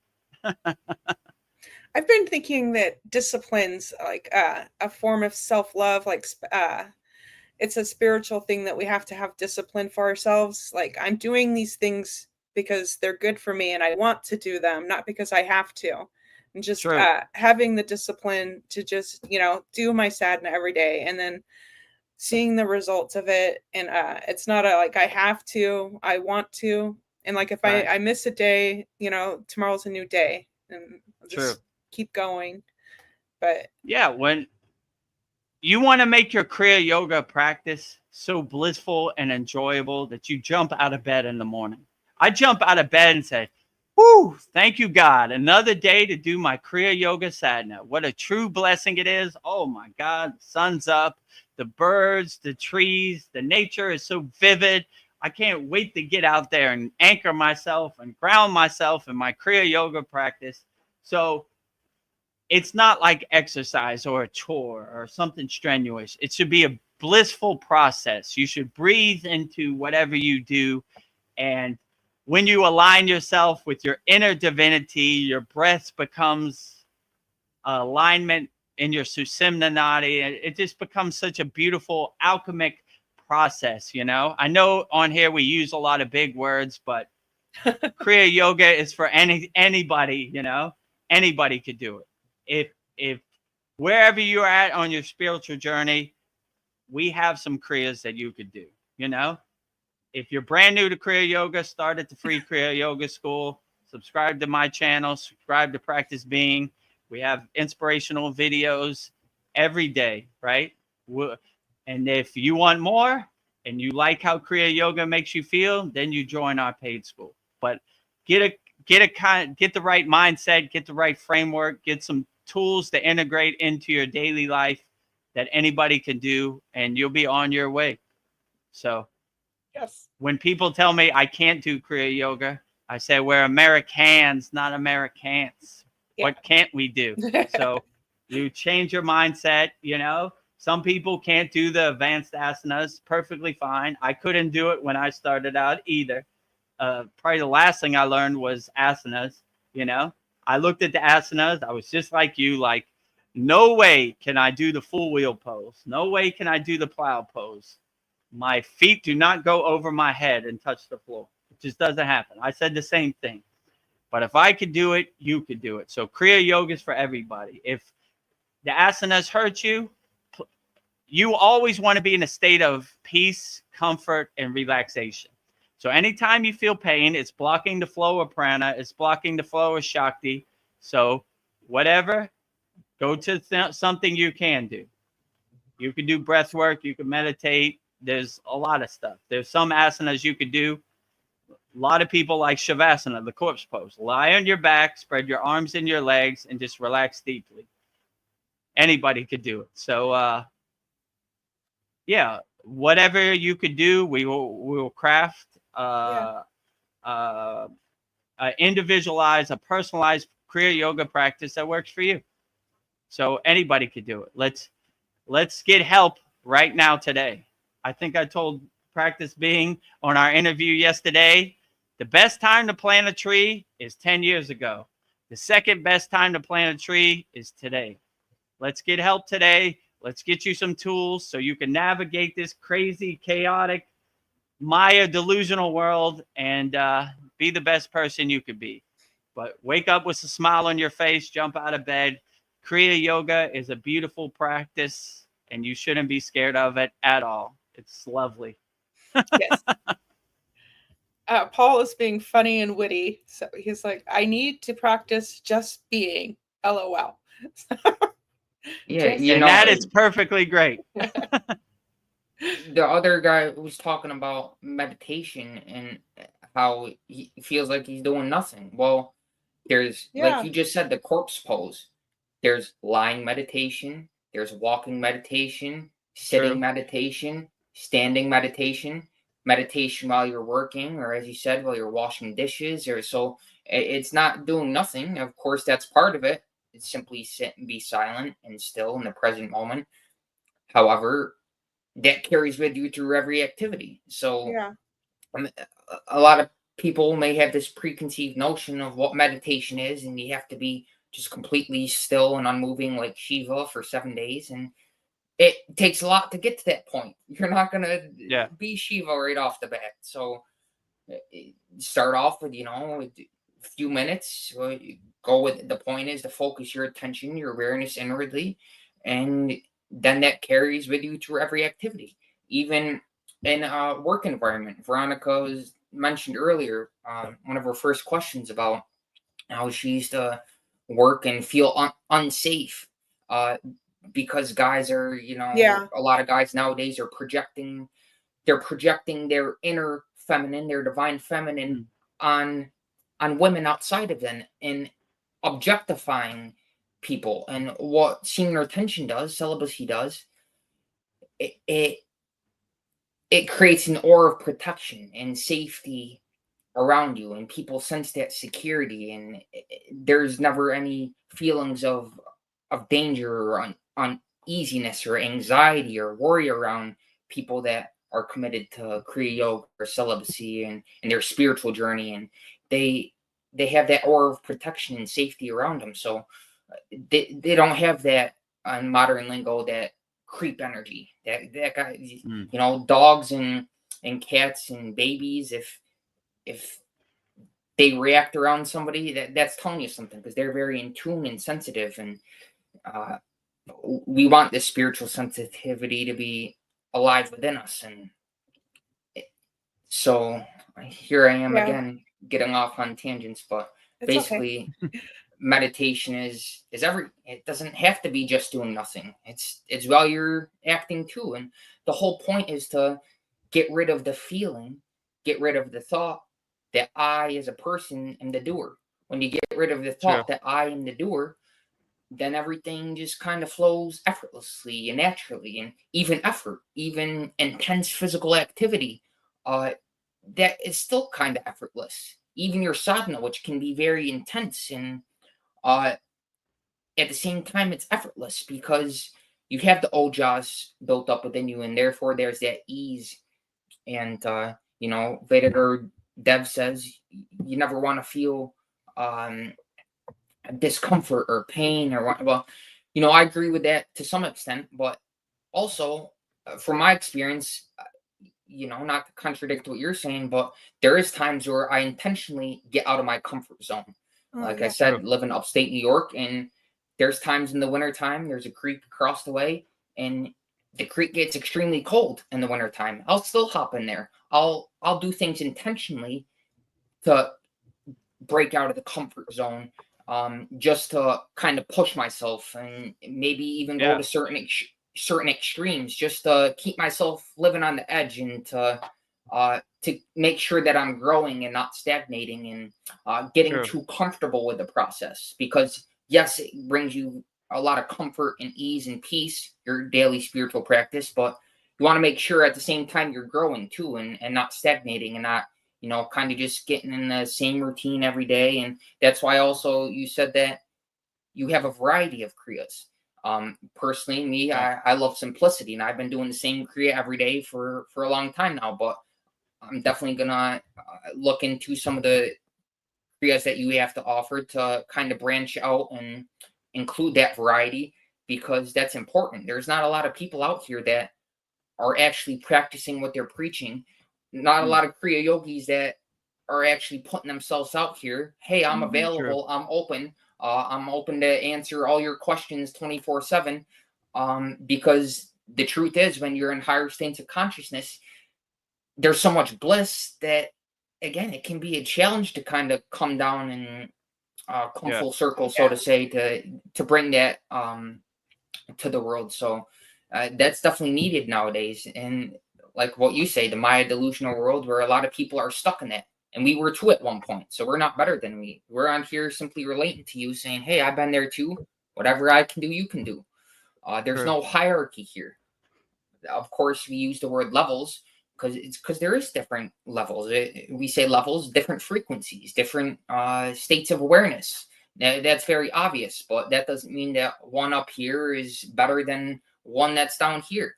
We're all in this together. There's that divine oneness. It's one spectrum. There's different points along the spectrum. There's different points along our spiritual journey, but ultimately, everything is one. So when you have that divine connection and that divine sense of oneness, when you see that really there is no within and without, when you open your eyes, everything is within you, as you said, Vedagurudev. When you're offering yourself to that deity in the morning, it's you're doing it outwardly, but really it's reflected within you as you. And so you're honoring that, maybe that statue or whatever, signifying the Shakti, the divine energy that is already within you. And you're honoring that by worshiping. Worshiping affects the worshiper. So the more deeply you feel and worship something, you're benefiting from that. Because you're worshiping yourself, really, when it comes down to it. Yeah, well put. How long have we been on here now? 2 hours and 3 minutes. So. Oh, okay. It feels like 2 minutes. Stretch my feet. Yeah. Windshield wipers. Windshield wipers, big toes touching, big toes apart. How many questions do we have building up? There's like 20 of them here. Whoa. All right. Let's get back to work. Yeah. If you have a question, please put it on the YouTube chat. We're going to answer all questions. Now we've been going on a tangent a little bit, but we'll try to get them out. That's all quicker. good. It happens, you know, when you get that stream of consciousness, Yeah, like you feel that you let click. it grow. You let it roll. All right, let's get to the next one. What is your experience with Akashic records? I was given a key a few weeks ago in meditation. My experience with Akashic records, I would say, I more call it like a stream of consciousness, or I say I'm delivering Babaji's mail. So I don't define it as Akashic records. I open my crown chakra and the stream of consciousness, the pillar of light hits me, and I take no credit for anything I say. I give all the glory to Babaji or whatever astral being is connecting with me. So I'm just delivering the mail. I say Babaji's driving my car. I'm just watching him drive my body around. So if you want to call that Akashic records, I guess, but I never been to the Akashic records. Whatever comes to me, that's what I say. So I like to say I'm delivering Babaji's mail. So I take no credit for any of these things I'm saying. I give all the glory to Babaji or whatever deity who's making the divine connection. So if you have a key to Akashic records, use it wisely, my friend, you know. But in Kriya Yoga, we mostly align ourselves and unblock our 7 chakras and let our Kundalini awaken, so we have a divine connection. We're tuned into the radio signal on the dial. There's no distractions. There's no static on our signal. We're divinely aligned with the pillar of light. So I guess I'm getting my information that way, you know. Maybe it's Akashic records. Maybe it's a divine inspiration. Maybe it's my inner self. Who knows, you know? But if you have a key to our Akashic records, go in there and see what it says and let me know. I more have a divine connection, I like to say, you know. So I just align myself and center myself with through my middle track, my spine, my Sushumna nadi, and the radio antenna picks up the signal. So all the glory to Babaji or whatever deity you think aligns with me. I don't know if this is similar to you, Vedagurudev, but I feel like as I go along on this path, there's just like this inner knowing, like I know things that I shouldn't know, and it feels like deja vu sometimes. It just feels like every single day, like almost every question on this Satsang, I'm gonna watch this back and I'll be like, I don't even know where that came from. Yeah, you know, I just say comes from a higher state, and I try to align myself and center myself as best as I can to receive the message, right? Like Babaji gives me the message, I deliver the mail. So something like that. But I take no credit for any of these things I've done on this path of Kriya Yoga. So I don't know where any of it comes from, to be honest with you. Like every single class, every single satsang, I watch it back and say, that was pretty profound. I don't know where that comes from. I don't say profound things like that. You know, how would I know that? Or where did that come from? And, you know, stuff like that. You know, it just on this satsang, I don't have a script. I don't know anything I'm going to say. I just come on here and I get divinely inspired, and whatever comes out, that's what comes out. So I give all the glory to Babaji or the spirit guides or the ascended masters or whoever's tuning into my signal. They're doing the greatest job. They're doing the heavy lifting. I'm just witnessing them do the heavy lifting. So give all the glory to them. You know, I take no credit for this. You know, a lot of gurus take this too seriously. They say, oh, I know this and I know that. And, you know, I don't want to be one of those guys. I'm just like you. Don't put me on a pedestal. I'm not higher than you. I've just done some inner work. I'm here answering questions as best as I can, and I'm just like you. So if I could do it, you could do it. So if you resonate with what I'm saying and you need help, then let's get you help. There's all this on the screen right now. Do one of those, do all of them, whatever. So let's get you help. But I want no one to feel that I'm better than anybody, that I'm on a higher plane. I'm just like you, you know. I'm just doing the inner work. That's it. I'm no better than anybody else.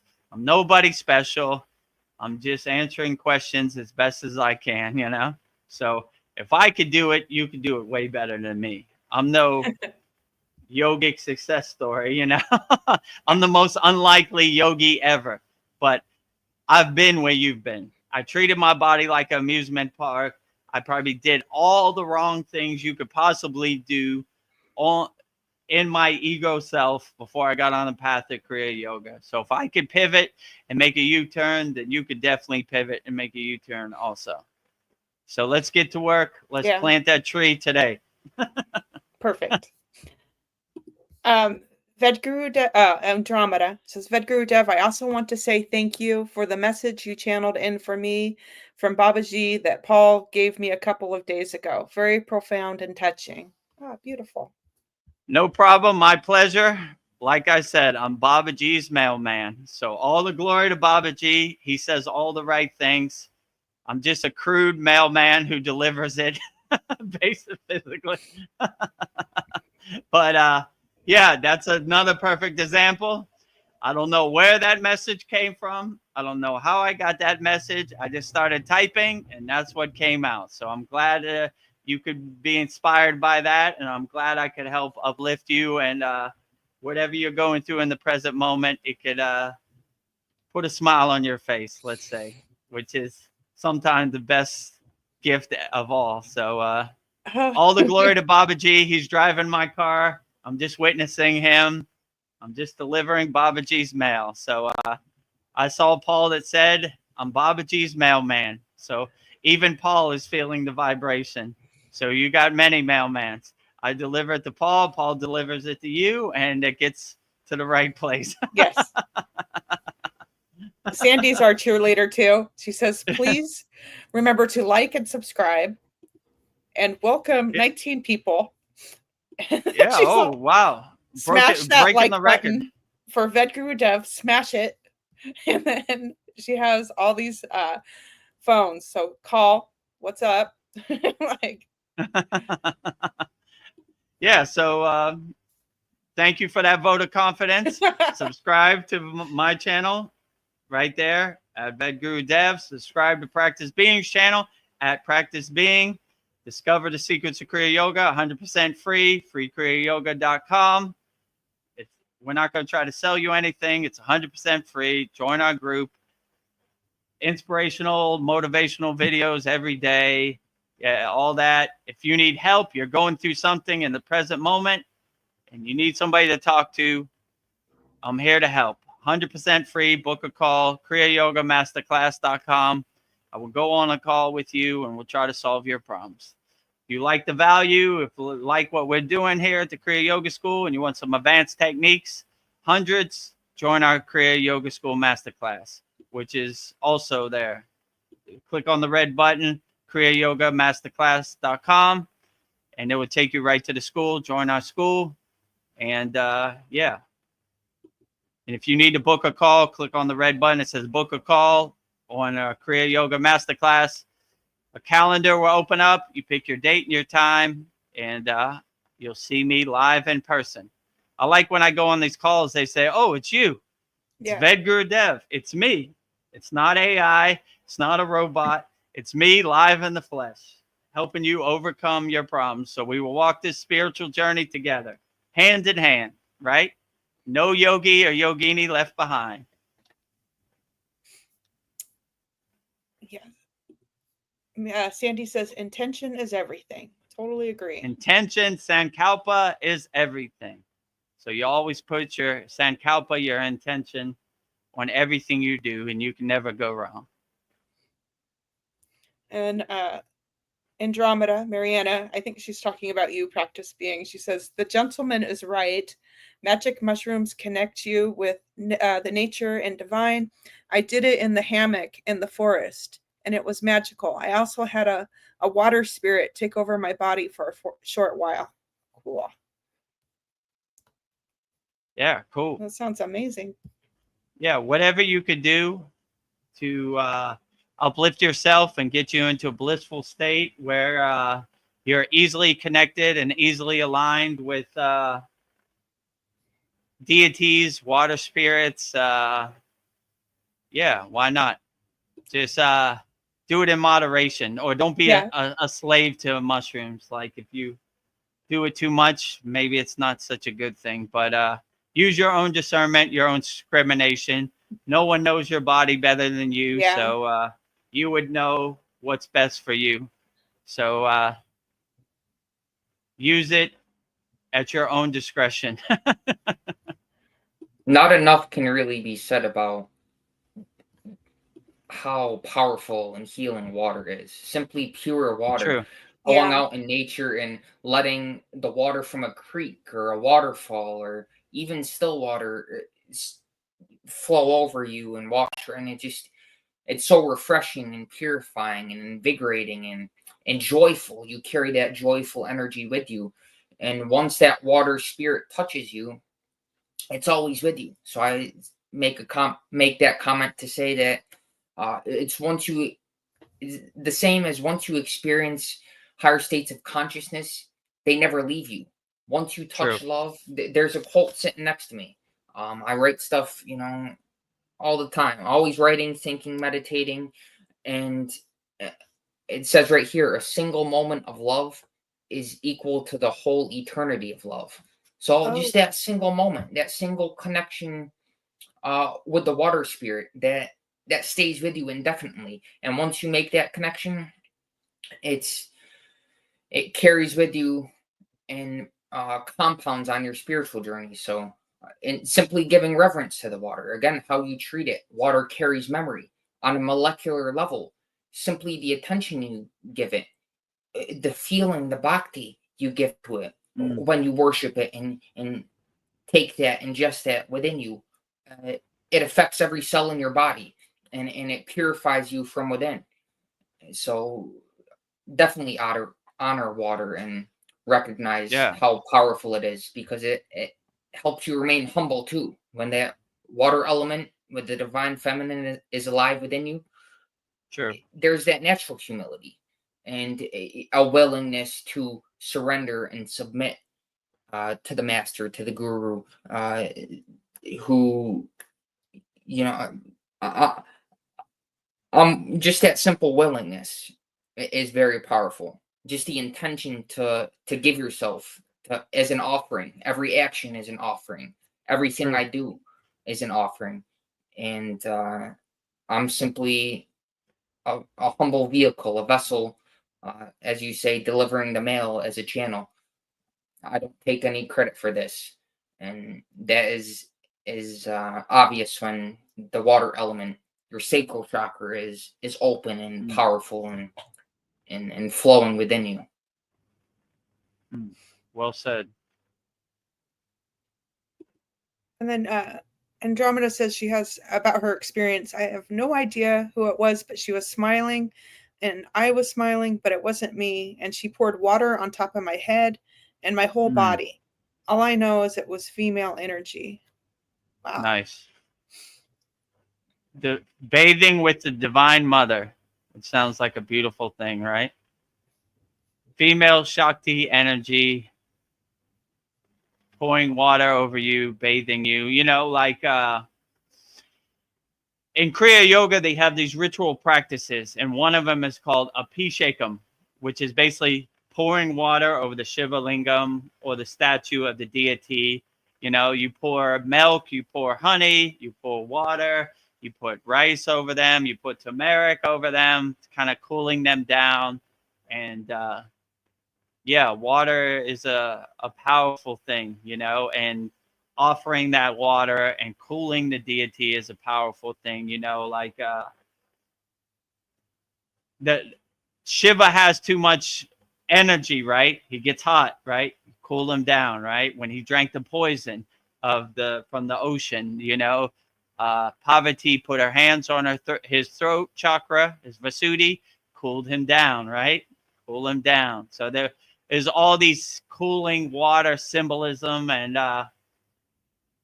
water is probably the best thing you could do. Like, I mean, just thinking about it, the lake in the Himalayan mountains, Satupal Lake, was super cold.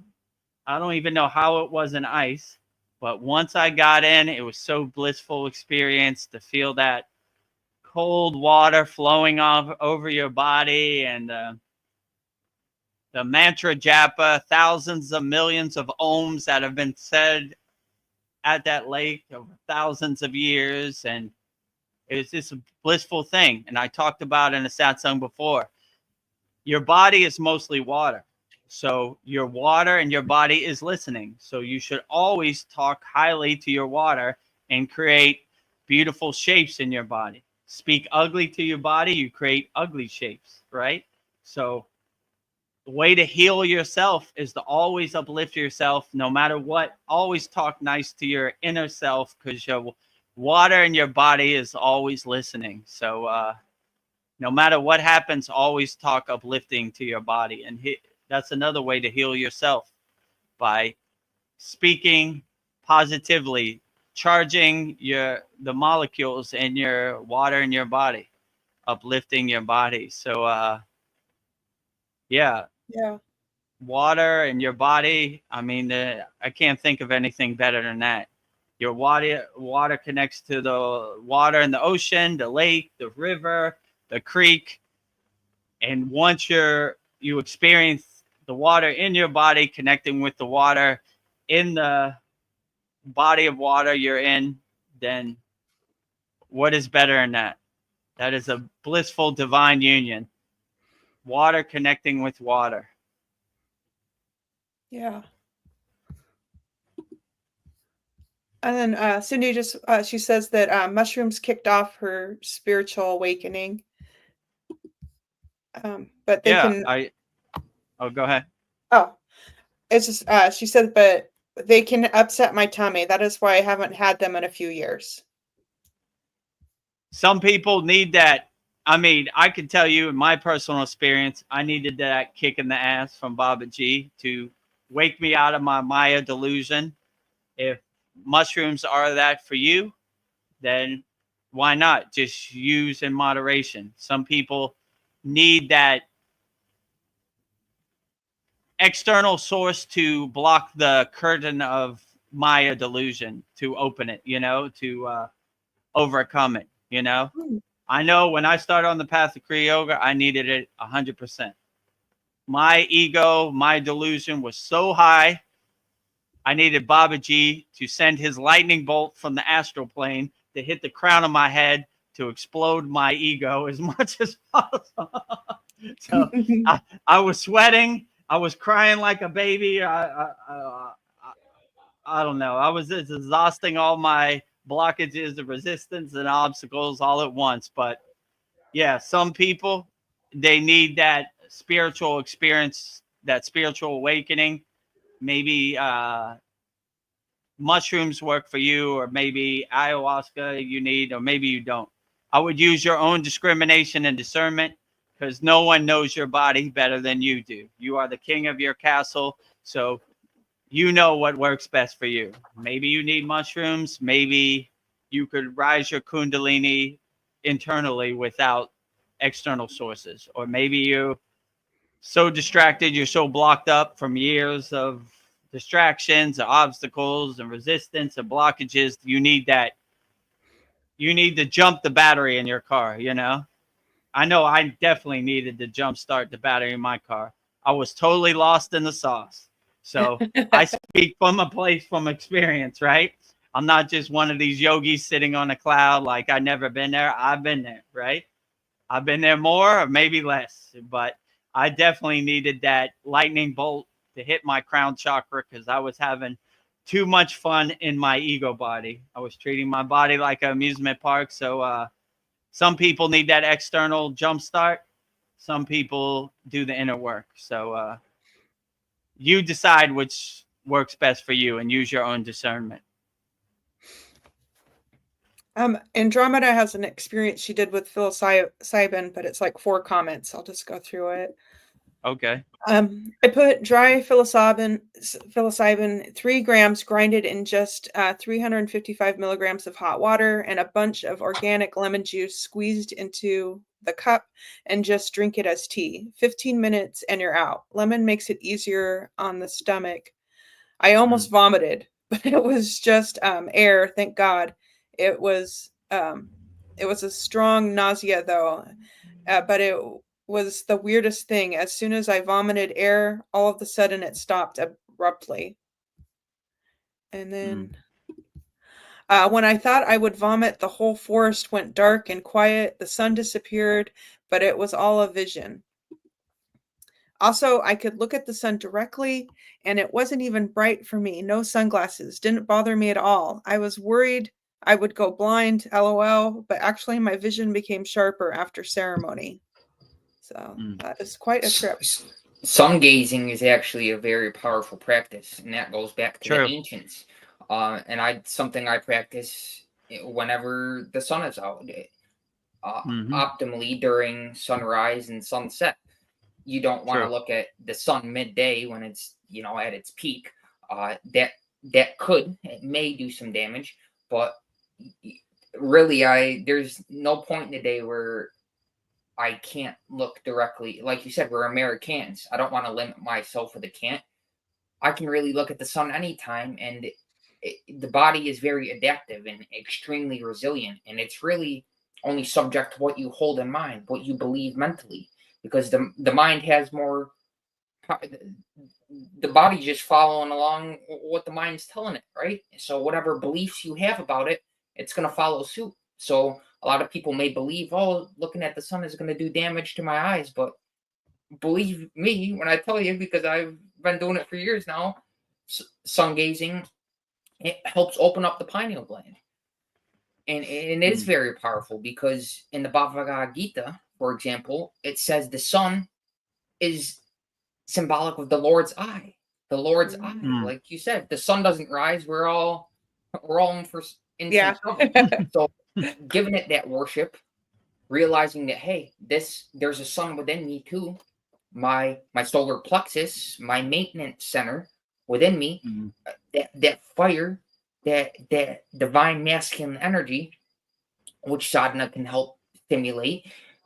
We want it to be in balance again, but the outer reflection, the sun in the sky, is very powerful to reverence and worship and give attention to and honor, and realize that it's the divine reflection of the sun that's already within you.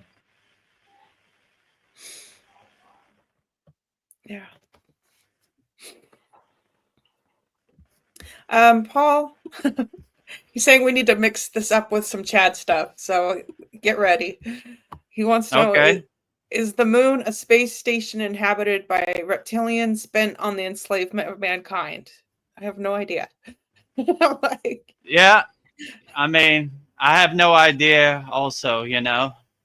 The moon gives me so much energy, so I like the moon. Are there aliens in there lighting it up or using it as a space station? Beyond my comprehension. I have no idea. You know, maybe, could be, but in my perception, it all comes down to if you don't see an alien outside your house in the present moment, then it's some cool ghost stories to entertain you, but doesn't really affect you in the present moment. So I don't know. Yeah, sounds like a good movie. Like aliens are making the moon hollow, and that's their space station. Could be. I don't know. I've never visited the moon, or I've never really pondered that or contemplated on that. Yeah. But there's a lot of stories. If you find the answer, Paul, please let me know, or some proof or evidence, and try to bring it to light here on the Kriya Yoga Satsang. Mariana says, and if the moon is even a physical object to land on, haha, there are theories. So yes, lots of theories. Yeah. So for the people that don't know, last year, my partner in the Kriya Yoga School was this guy named Chad. He had this channel called Open Your Reality, where he investigated these things, or he made videos on these type of things. So he was more knowledgeable about that. I was more on the Kriya Yoga path, but yeah, he had a bunch of videos like there's a firmament over the earth and you can't go to the moon. So maybe the moon isn't real. It's fake. It's psyop. I don't know. I try not to get too attached to it. You know, I like hearing these stories, but I'm more of a present moment yogi. Like my guru used to say, the future is imagination. The past is just memory. We stay anchored and fixed in the present moment. So if I stick my head out my window and I look up and I don't see no aliens and I don't see no hollow moon, it's a good story to talk about around the campfire. But I'm more focused on doing my inner work. So is the moon real? Is the moon a space station for aliens? How would I know?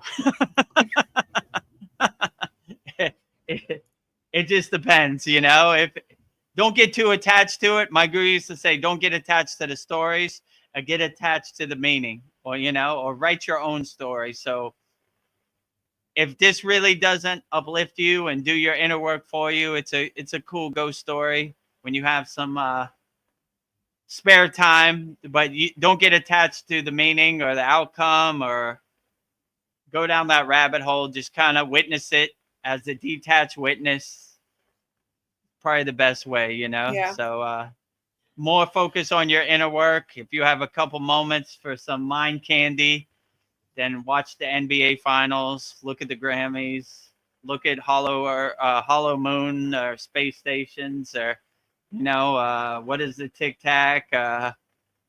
Did Eisenhower meet with the aliens? I mean, it's endless out there. Yeah. But another enjoy the distraction. movie. Get your popcorn, watch the show. Don't get attached to the movie.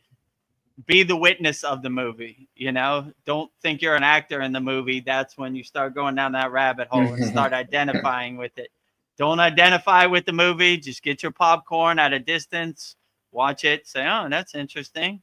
Look at the aliens. They got a space station on the, you know, moon. Who knew?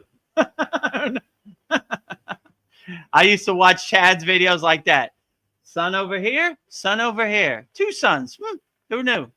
Back to my sadna. Two suns, 1 million sun. Sadness still stays the same, right? Doing the inner work. Just clouds passing in the sky, water under the bridge, some pictures on your phone or on your computer. Don't get attached to it. Just let them pass. Andromeda asks if I could send her the link to Vedaguru's interview with Brandon, or I think Practice Being, but they're both on the SKOOL, right? And on your YouTube channel. On my YouTube channel, they're both in live. I don't think Brendan's is live because we did it different because he's not connected to the StreamYard. So I'll send them both to you, like Okay. after I get off this Satsang. So she wants Brendan's interview and she wants Practice Being. Well, she interview. says Brendan, but I think she means Practice Being. But I would just give her both of them. Okay, yeah, I'll give you both of them. They're both excellent interviews. Yeah, pretty profound. Yeah. Surprise myself the Yeah. words that come out my mouth, but I take no credit for it. Yeah, Just delivering the mail. Delivering the mail. I know something you talked about a little bit. Practice Being was human touch, something that we absorb. Like some human touch feels good and some doesn't. Like we have to be careful of like where I don't know. I'm very leery about people touching me because it's like I can like feel if it's good or bad. But I was thinking like the effect of like sex workers, like that's got to have a lot of effect on them. Like this isn't like a good touch. So I just wonder like the long-term effects on like, I don't know, something that I don't know. Like I want touches that feel good. So I don't know. It's just something I was thinking about that can't be good for you, for your soul. There's the concept that I mentioned of Runadabandha, which is essentially in Indian tradition, they teach it. And it's, you know, whether you shake hands with somebody, you hug somebody, any physical touch, there's an energetic transmission. Yeah. But of course, if you have an intimate relationship with somebody coming together sexually, that leaves a more profound, deep memory. So that memory is a lot longer lasting in your physical system.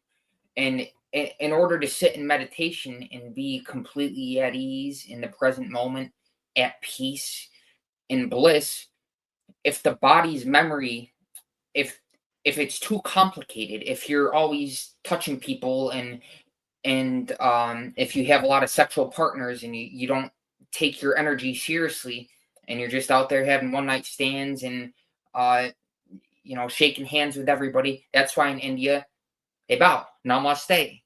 You don't necessarily know what kind of energy that person is carrying. And we could say the devil has many ways to try to get to you, to tempt you when you're on the spiritual path. And it's not that that person has a bad intention, but there could be certain energies within that person that are trying to feed off your energy. Because when you're on the spiritual path, in the spiritual realms, and you're a bright, shining light. And so certain energies inhabiting other people may try to feed off you, extract the energy from you, right? Not that that person's trying to do it, but something within them that they may not even be conscious of, you know. And this is getting into some, we could say, spooky stuff. You know, part of Jesus's message talked about demons, demonic energies, and when you're at a higher frequency, you don't have to worry about these things because simply by your existence, you're purifying the environment. You're purifying these energies around you. True. But like say shaking hands, for example, if you shake hands with somebody, ideally you want to shake both hands because it's making the circuit complete. Always think in terms of energy, frequency, and vibration. And we don't necessarily know who was strange. You can kind of tell just by observing them. You don't judge a book by its appearance, but when you're spiritually awake, you perceive essence. So you can almost, you feel somebody, you feel their energy. And so you don't necessarily want to shake hands with everybody. But, you know, if something within tells you to hug somebody, like this person could use a hug. Yeah. Give that freely, because that could just be what they need to change their whole day. Who knows? That somebody could be off to commit suicide, to hang themselves, and simply a smile is simply I do this to everybody, even serving at a restaurant. I'm always bowing to people. You know, they teach you in training not to be careful with pronouns nowadays because everybody's so sensitive and they might identify as a male or a female, or they may be transgender. I don't worry about none of that. I say brother and sister to everybody. I bow to everybody. And I've had no complaints so far. I get great tips, and because I have that intention of serving them Shakti, spiritual energy. And that's what I'm here to do, to uplift the environment wherever I am. And therefore, I'm not affected by lower energies. And even if I do share that physical touch with somebody, going back to what we were talking about, water, I'm always purifying with water. Every day, have the cold shower. Now, at first, there was resistance. I didn't want to take cold showers. I was comfortable, but I overcame that, and now I look forward to the cold showers, multiple cold showers a day, hopping in the creek, going to the water, or any body of water. It's very powerful, and it helps purify that Runadabandha, that the energy that you may have picked up from an environment that you were in, or making physical contact with somebody. It helps you maintain your individuality, and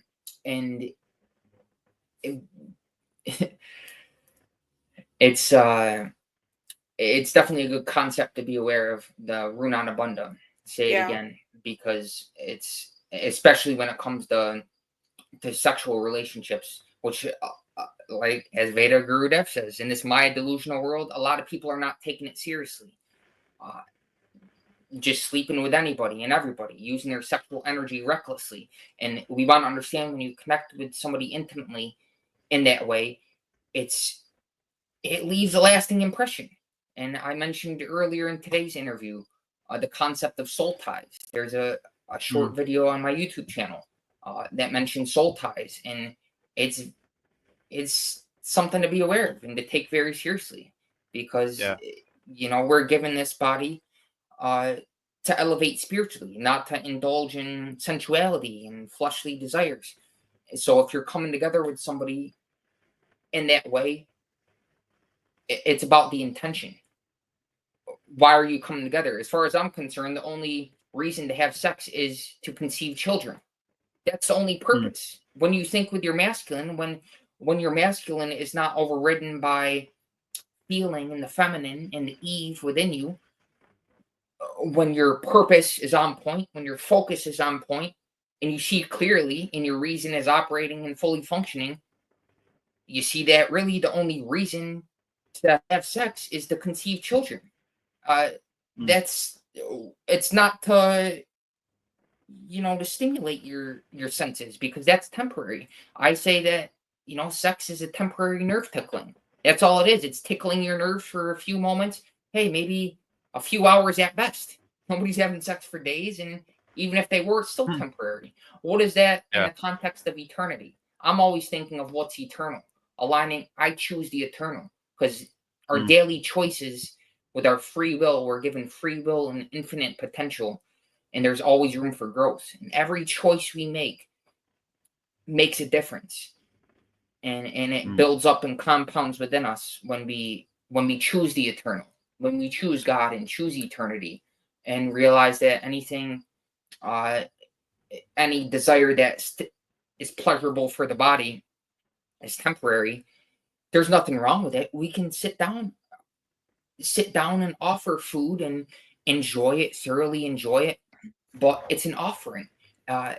We're not enslaved to it. We can go without it. That's why it's good to practice fasting, just to prove to ourselves that, hey, I can go without this. The source of existence within me is not dependent on this. Yes, this is nourishing me. It's gratifying the physical body, but I'm not dependent on it.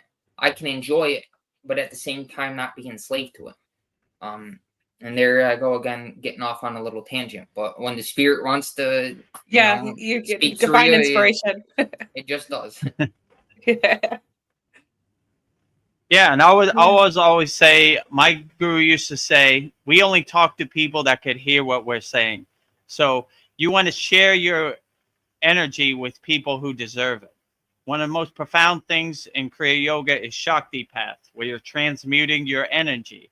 And you want to give your energy wholeheartedly to somebody who's ready to receive it. You don't want to send your energy to a wall. You're wasting your energy, You want to send people that can use your energy, collect it, and enhance it or cultivate it, and make your energy more higher and be uplifted by your energy. So you always want to touch and transmute your energy to people who can hear what you're saying, who deserve your energy, let's say, who are not going to waste your energy. So always use your energy wisely. Yeah, I wonder, I don't know, love is the solution to most problems. And I was thinking, where there is love, there is God. But I agree with what you said, Vedagurudev.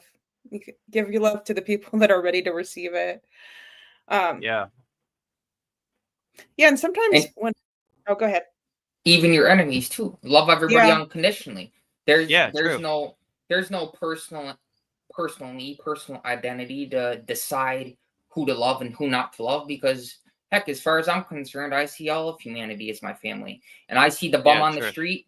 I love the bum on the street just as much as I love my mother. Right.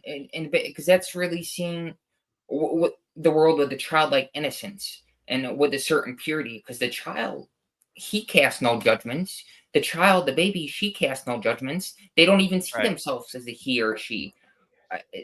They're simply that pure, unconditional awareness that is curious and observing the world around. They still have that sense of wonder that we talked about earlier in this interview, looking up in the sky.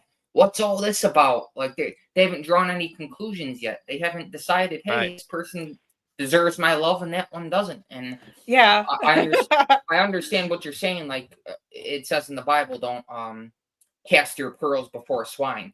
Like if you're just gonna, if what you're saying, if they're not gonna receive it with an open heart and they're not gonna appreciate the value of it, then save your breath, save your Shakti, save your energy. Right. But at the same time, when it comes to loving everybody unconditionally, I don't decide, and that's why having the servant job really helps keep me grounded and to give this love unconditionally, because whoever I meet, I see them as a reflection of me. So by giving them, energy, not deciding, hey, this deserves it and that doesn't, just everybody, viewing everybody equally, still at the same time having discernment and discrimination. And like you said earlier too, don't open up your heart chakra and go to the bank because you just want to give your money to everybody. Yeah. And that's true, because when you're in that loving state, you're willing to do what other people might think is crazy. But I always say, there's different levels of love. Even like there's, you could say love in a general, like, and then there's unconditional love. Unconditional love is higher up on the spectrum. It's a higher level of consciousness, we could say, than love. And then there's the love that the world calls love, which really isn't love at all. It has to do with attachment and possessions and ownership, and I love you because you give me this based on this condition, and because you treat me this way, and because I'm supposed to, because you're my family member, and all these conditions. That's not true love. But it's really an energy field that we align ourselves with through feeling, through honoring the Shakti. True. That divine feminine energy within us. When our heart's open, it just transforms our whole day-to-day experience. Yeah, when you see God in everywhere and everything, that is a true, profound blessing. So in yoga, we always try to do that. See Babaji in everything and everywhere. So it begins to cultivate and enhance. You have love for everything. You have unconditional love for everything. I love the tree. I love the bird because I see myself as a reflection in everything. And God is everywhere and everything. Some people might not be realized beings. Some people might be realized beings. But it doesn't mean they're any less or any more. It just means that God is in everywhere and everything. And some people have realized that, and some people haven't come to that realization. But you should still, like Practice Being says, say, see God in everywhere and everything. So I told a story one time. I was in the Himalayan mountains, and there was all these sadhus sitting there, and one just glowed to me. And I said, there's Babaji right there. Took every single rupee I had in my pocket and gave it to him. Turned around, he was gone. But it helps you cultivate that you never know where God is hiding, but God is everywhere and everything. He might be a little bit more in somewhere else, but treat everything as a reflection of yourself, and it's equal to yourself, and you can never go wrong, And if you give wholeheartedly to everybody, and they choose to treat you a certain way, that's their problem, not your problem. You did everything you should have did to uplift them, and you shouldn't feel guilty about it or have regrets about anything. In Autobiography of Yogi, Babaji says, I am washing the feet of this renunciant, and then I shall clean his cooking utensils. True. Babaji smiled at me like a little child. I knew he was imitating, that he wanted me to criticize no one, but to see the Lord as residing equally in all bodily temples, whether of superior or inferior men.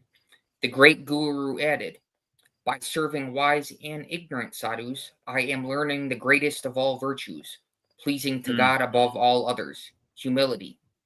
So I said earlier that, I kind of know this book like the back of my hand, and I knew that was on page 355, and the book's right behind me. So I grabbed it up. There it was. Open up to this page, because a lot of the things you're saying, just I automatically think to that, because that book is, once you give something, let's say water, so much time and energy and attention, once you pour your heart into, you see reading that book, opening that book as a form of devotional service, as a form of bhakti yoga, using your 5 senses in service of the Lord, the Most High. As you're giving your attention to that, think about how many people over the years have read that book, and in the Bible too, and just how powerful it is, how powerful it's, like mantra, saying in japa yoga, saying japa mantra. Veronica used the word repetition earlier, repeating it over and over and over again. That momentum builds up within you. It's literally light, the light of awareness, building up, incubating in your consciousness, and that light builds up and builds up and builds up. And same thing with reading a book. You integrate that as a part of your being, as part and parcel of your own being. When you read something, you become so familiar with it. It's like the back of your hand. That book, in a way, you become a walking manifestation of that book. Let's say like the pastor go to church to, he's read the Bible. He can tell you, you quote the Bible, he can tell you right where it is. He's that familiar with it. So he's basically a walking Bible. If Jesus is, Jesus is all throughout the Bible, and you could say the Bible is Jesus manifest. And you read the Bible so much that you become a walking Jesus, right? And that's not blasphemous at all, because it says right in the Bible that Jesus said this, that ye are gods. Any works that you do are better than I'll do, because I'll have gone on to the Father. So better works ye will do. So what are we here doing? That service, that unconditional service, that, hey, whoever you are, we're here to answer your question. Yeah.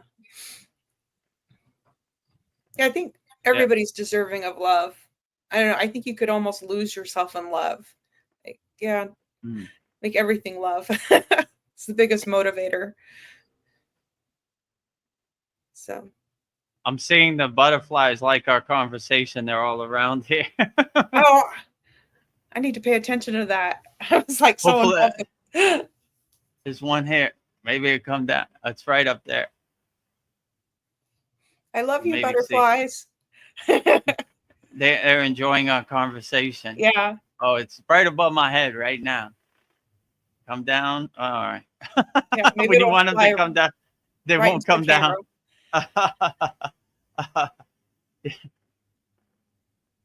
Yeah, but I like what practice being said. Babaji said it so clearly right there. Yeah.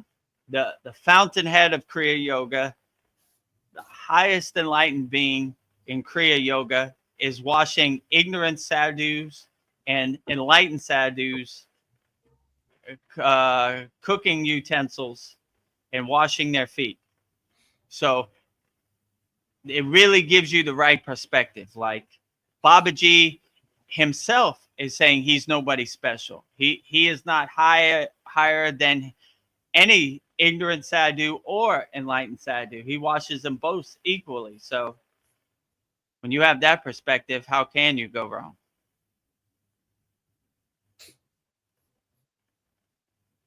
I don't know, something that you say all the time, Vedagurudev, is like, we're a house under construction.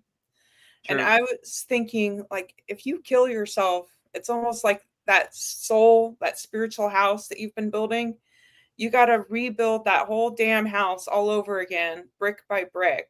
I don't think God, I don't know, judges you, but I think it makes things complicated for you because you've got to rebuild your house all over again. And it just slows you down. But I do feel like we are a house.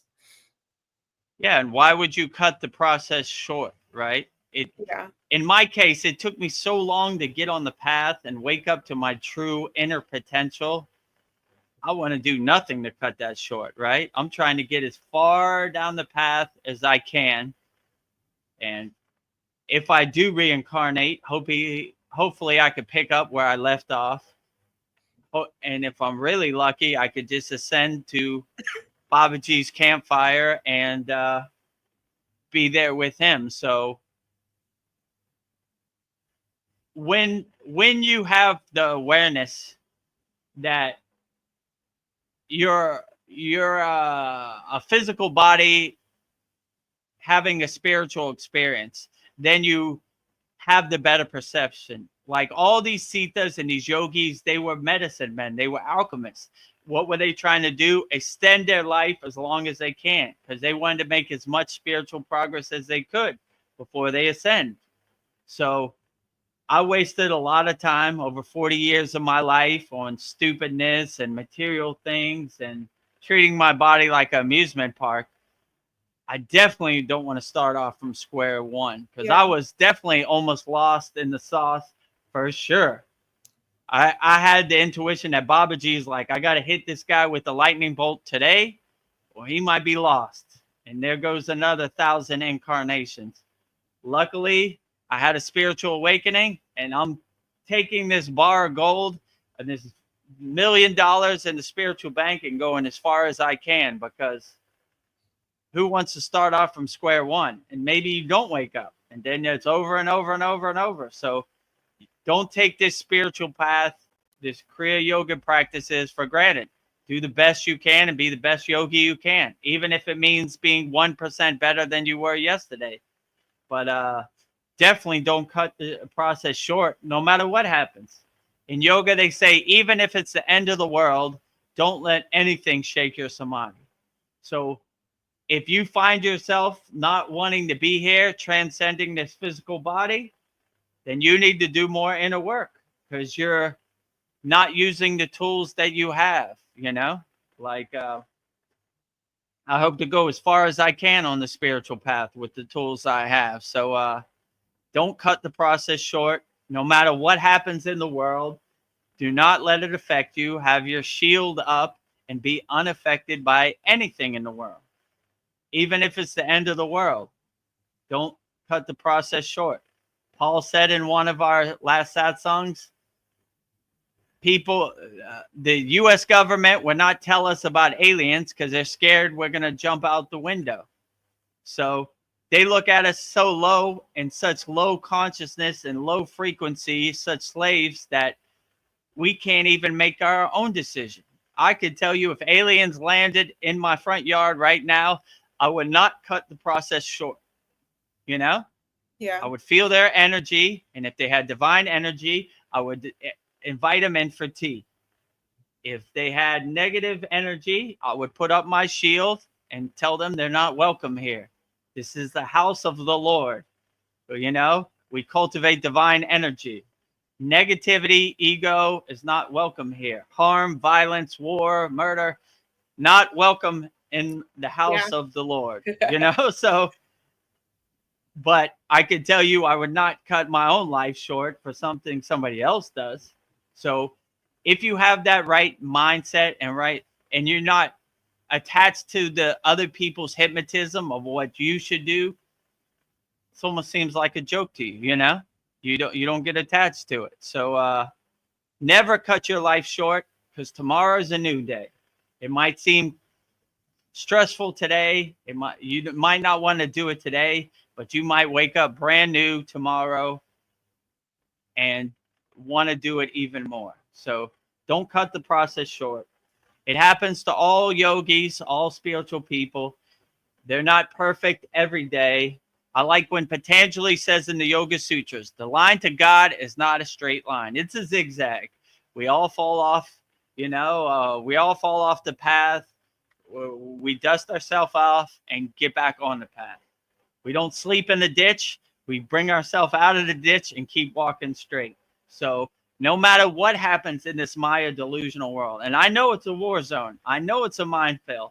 Believe me, I look back on my life before Kriya Yoga and I say, man, I'm glad I made out of that. I was almost gone. Wow. Thank you, Babaji, every day for waking me up on the path of Kriya Yoga. It's a true blessing.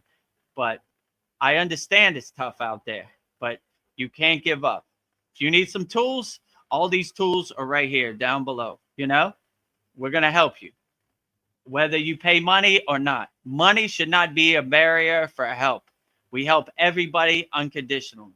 Okay. So we're here to help. And I understand. I've been where you're at. Practice Being has been where you're at.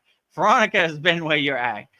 You know, all of our members in our Kriya Yoga school have been where you are at. We just, only difference is us. We're doing the inner work and we have the tools to overcome. But being aware that you're in this crazy Maya delusional world is almost home. You know, you're 80% of there. Most of these people aren't aware. They're going to keep doing the same thing over and over and over, and reincarnate. They're never going to get off the hamster wheel. You have to pivot, change course, and change directions. I need help today. Okay, you need help? We're here to help. Book a call, join the free Kriya Yoga school, join our YouTube channel, whatever, right? If you need more help, join our paid school. Up to you. But we're here to help, regardless. Money should not be a barrier to entry. So we're here to help. But please, whatever you do, do not cut this beautiful spiritual experience short. You know, do not transcend your physical body before it's time. You know, so if I transcend my physical body, it would be because my physical body broke down. Maybe if I'm lucky, I'll choose Mahasamadhi. I doubt that's my path. I think Babaji has a plan for me, so I'm going to keep going as long as I can. If by some means a bomb drops on me and my physical body is destroyed, I will show up at the astral plane or the pearly gates, whatever you want to call it, and say, Babaji was out of my control. I didn't cut my body short. Somebody else did it. That's their karma, not mine. I'm glad to see, but Yeah. I tried to keep it as long as I could, you know.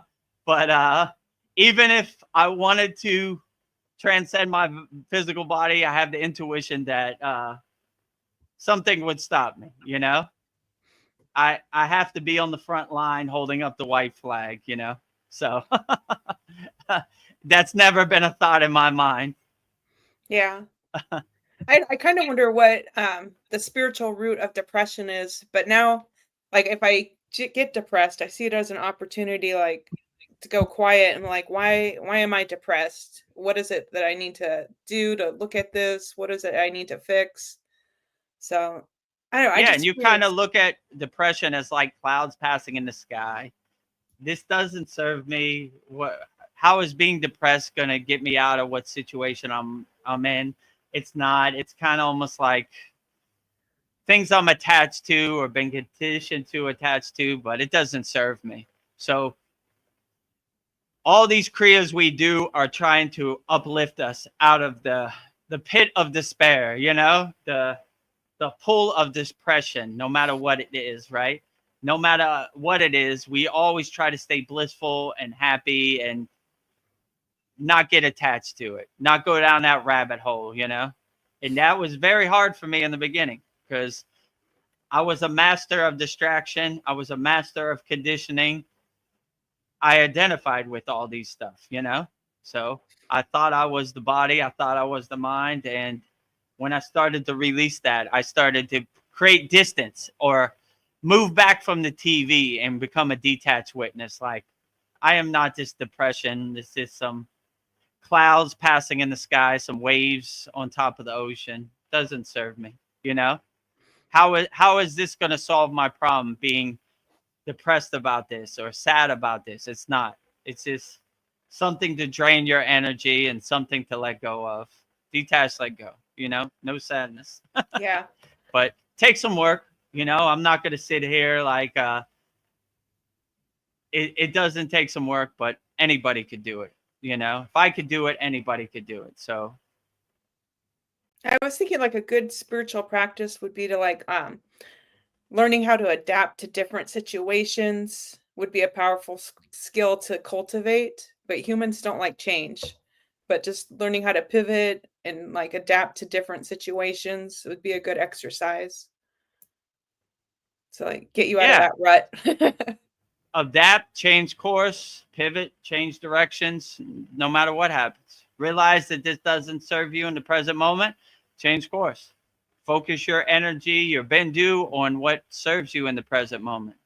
You start to realize that these lower emotions, these lower instincts are trash that you're holding on to that doesn't really serve you. And you start shedding them, you start letting them go. Yeah. Yeah, and maybe give myself love. If nobody else is going to give me love, I'll give love to myself. I'm like, yeah, love yourself myself as much as possible. Yeah. So you don't want to wait for somebody else to save you. Save yourself. Yeah. Love yourself and cultivate that inner self-love, that divine love, that higher consciousness. You can never go wrong. And that's really the essence of spirituality, is simply falling in love with life itself. The True. essence of life itself, not falling in love with Alex or Veronica or Vedagurudev or our outer appearance, or falling in love with the life within us. What is the source of life that is animate? Whatever activity we're doing, if we're eating, that life is in the root chakra. Whatever activity is associated with a certain frequency, a certain energy center within the human body. So when we are constantly conscious of God consciousness, right? This is what Prabhupada talks about in the Bhagavad Gita. True. God, just being constantly aware of God. What is God but life? That's why we use capital L when we talk about life, because God is life. What is the source of life? Always thinking about every little movement, everything animated in creation is Shakti, is life energy, divine energy, or the transcended, ascended masters, which are pure being, pure life, light energy. Everything is life. And therefore, when you're full of life, you swallow up death.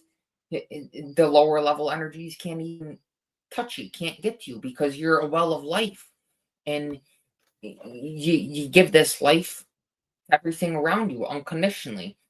And so spirituality to me really is falling in love with life itself, the process of life itself. And therefore, like you said, the question of suicide never even arises. I'm not going to say formally that because this thought I've had actually is everybody at one point has probably thought about suicide. But most people don't do it because you realize, it's not gonna solve anything. Whether they know that consciously or intuitively, there's a part of them that knows, hey, me often myself, often this physics, that's not gonna solve anything. What's the cliche that it's a temporary solution, which is not a solution. It doesn't solve anything. To put it in a way that everybody understands, can be difficult because you don't identify with this.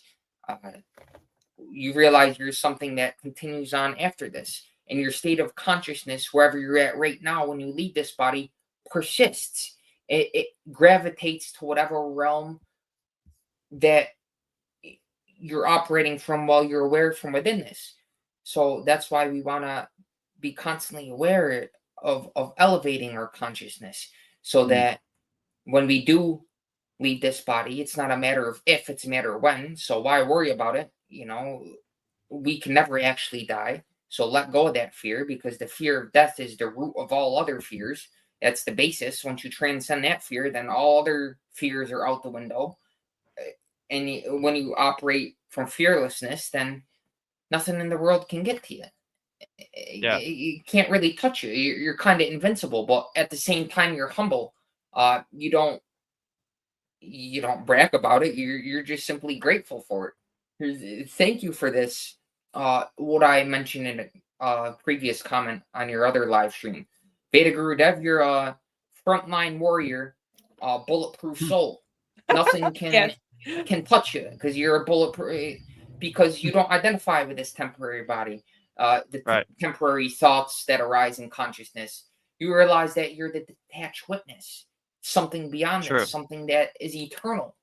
And therefore, when your soul leaves the body, it's not because of some impulsive decision that you made to end it, because the true you can't end. So suicide isn't even you may have thought about it formally, but you didn't act on it. You're still here today. So hey, there's something within you that wants to keep living. Even if you feel depressed, even if you're in lower states of consciousness, there's something within you that loves itself. And that's life's longing for itself, God's longing for itself, because the presence within you is the source of your existence.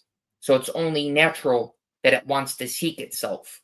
And that's everybody's ultimate destiny. Wherever you're at in your spiritual journey, we all have the same fundamental purpose, whether we are conscious of this intention and make it a daily practice or not. At some point, however many incarnations, at some point, you're bound to wake up.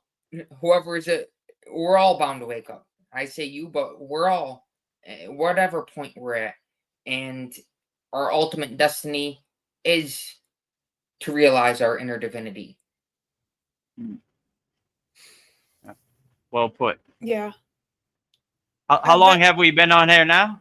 3 hours and 10 minutes. Do you want to stretch out? I was just going to ask you. Yeah, let me see.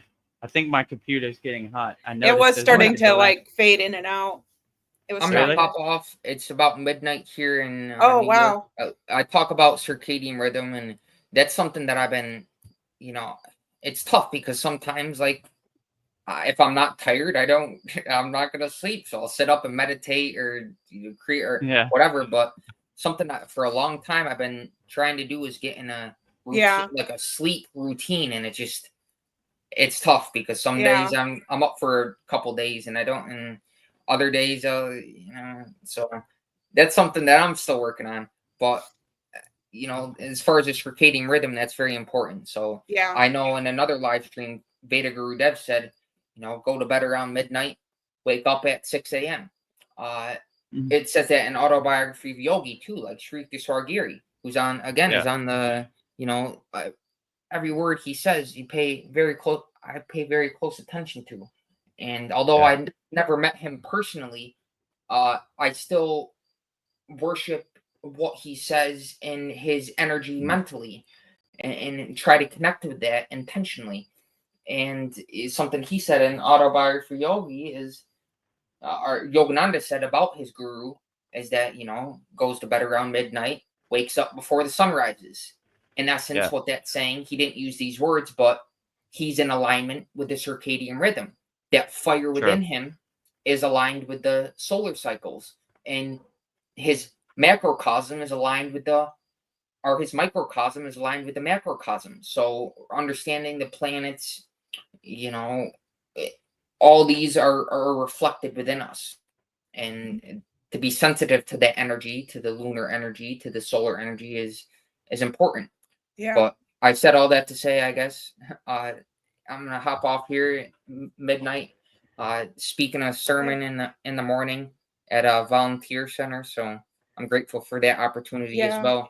So I'm going to mentally prepare for that a little bit before I doze off and wake up early. And I'm thankful to, have stuff to do and stuff to look forward to, and to be active in the world, and to be on here now sharing with you guys and everybody listening.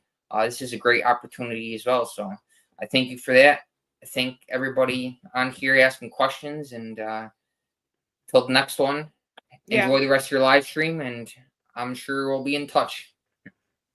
We're grateful to have you, Practice Being. Thank you for all your great insights and all your great energy and your essence on our live stream. As always, you're always welcome. So have a great night. And Yeah. that was very profound what you said on our live stream Satsang. So you're welcome anytime. Yeah. We enjoy your God insights and your deep Kriya Yoga knowledge. God bless you also. Jai Babaji. Yeah. Jai Sweet dreams. Babaji. Wow, my head is tingling. That was very good. Yeah, let me see if I can cool down. Yeah, you just. Man, that midday Thailand sun is coming up right now, so Yeah. it is baking my computer. Hold on a second. Let me try to get it up. Okay. Does it look better, or it was getting a little blurry for a while? It looks better. You Maybe- look nice and clear. I'm gonna turn this light on. Yeah.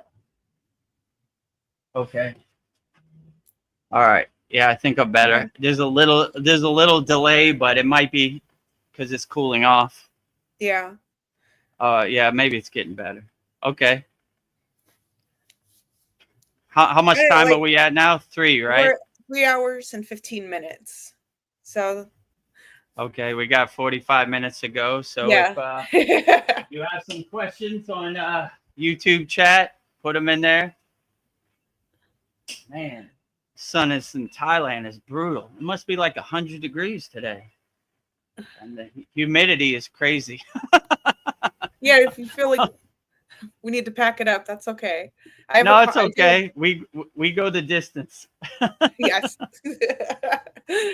Taylor Allen, what should I know about the brain? What should you know about the brain? Well, I like when they say in yoga, I am not the body, I am not the mind. So they're always kind of detaching from the mind. And when you meditate, you're mastering your mind. So you start to have mastery over your mind. You start to take back your control. You start to become the king of your castle. Like the mind doesn't control you, you control the mind. So meditation is a very powerful way to start mastering your mind, to start clearing your mind. You start taking out the trash in your mind junk that no longer serves you, the distractions, the mental clutter, the monkey mind. You start letting all this go. So you start, like my guru said, you go down to your basement, you sweep up all the dust, you open the windows, you throw away all the boxes and all the trash, the things you've been collecting, and you start letting it go. So meditation is a practice of mastering your mind.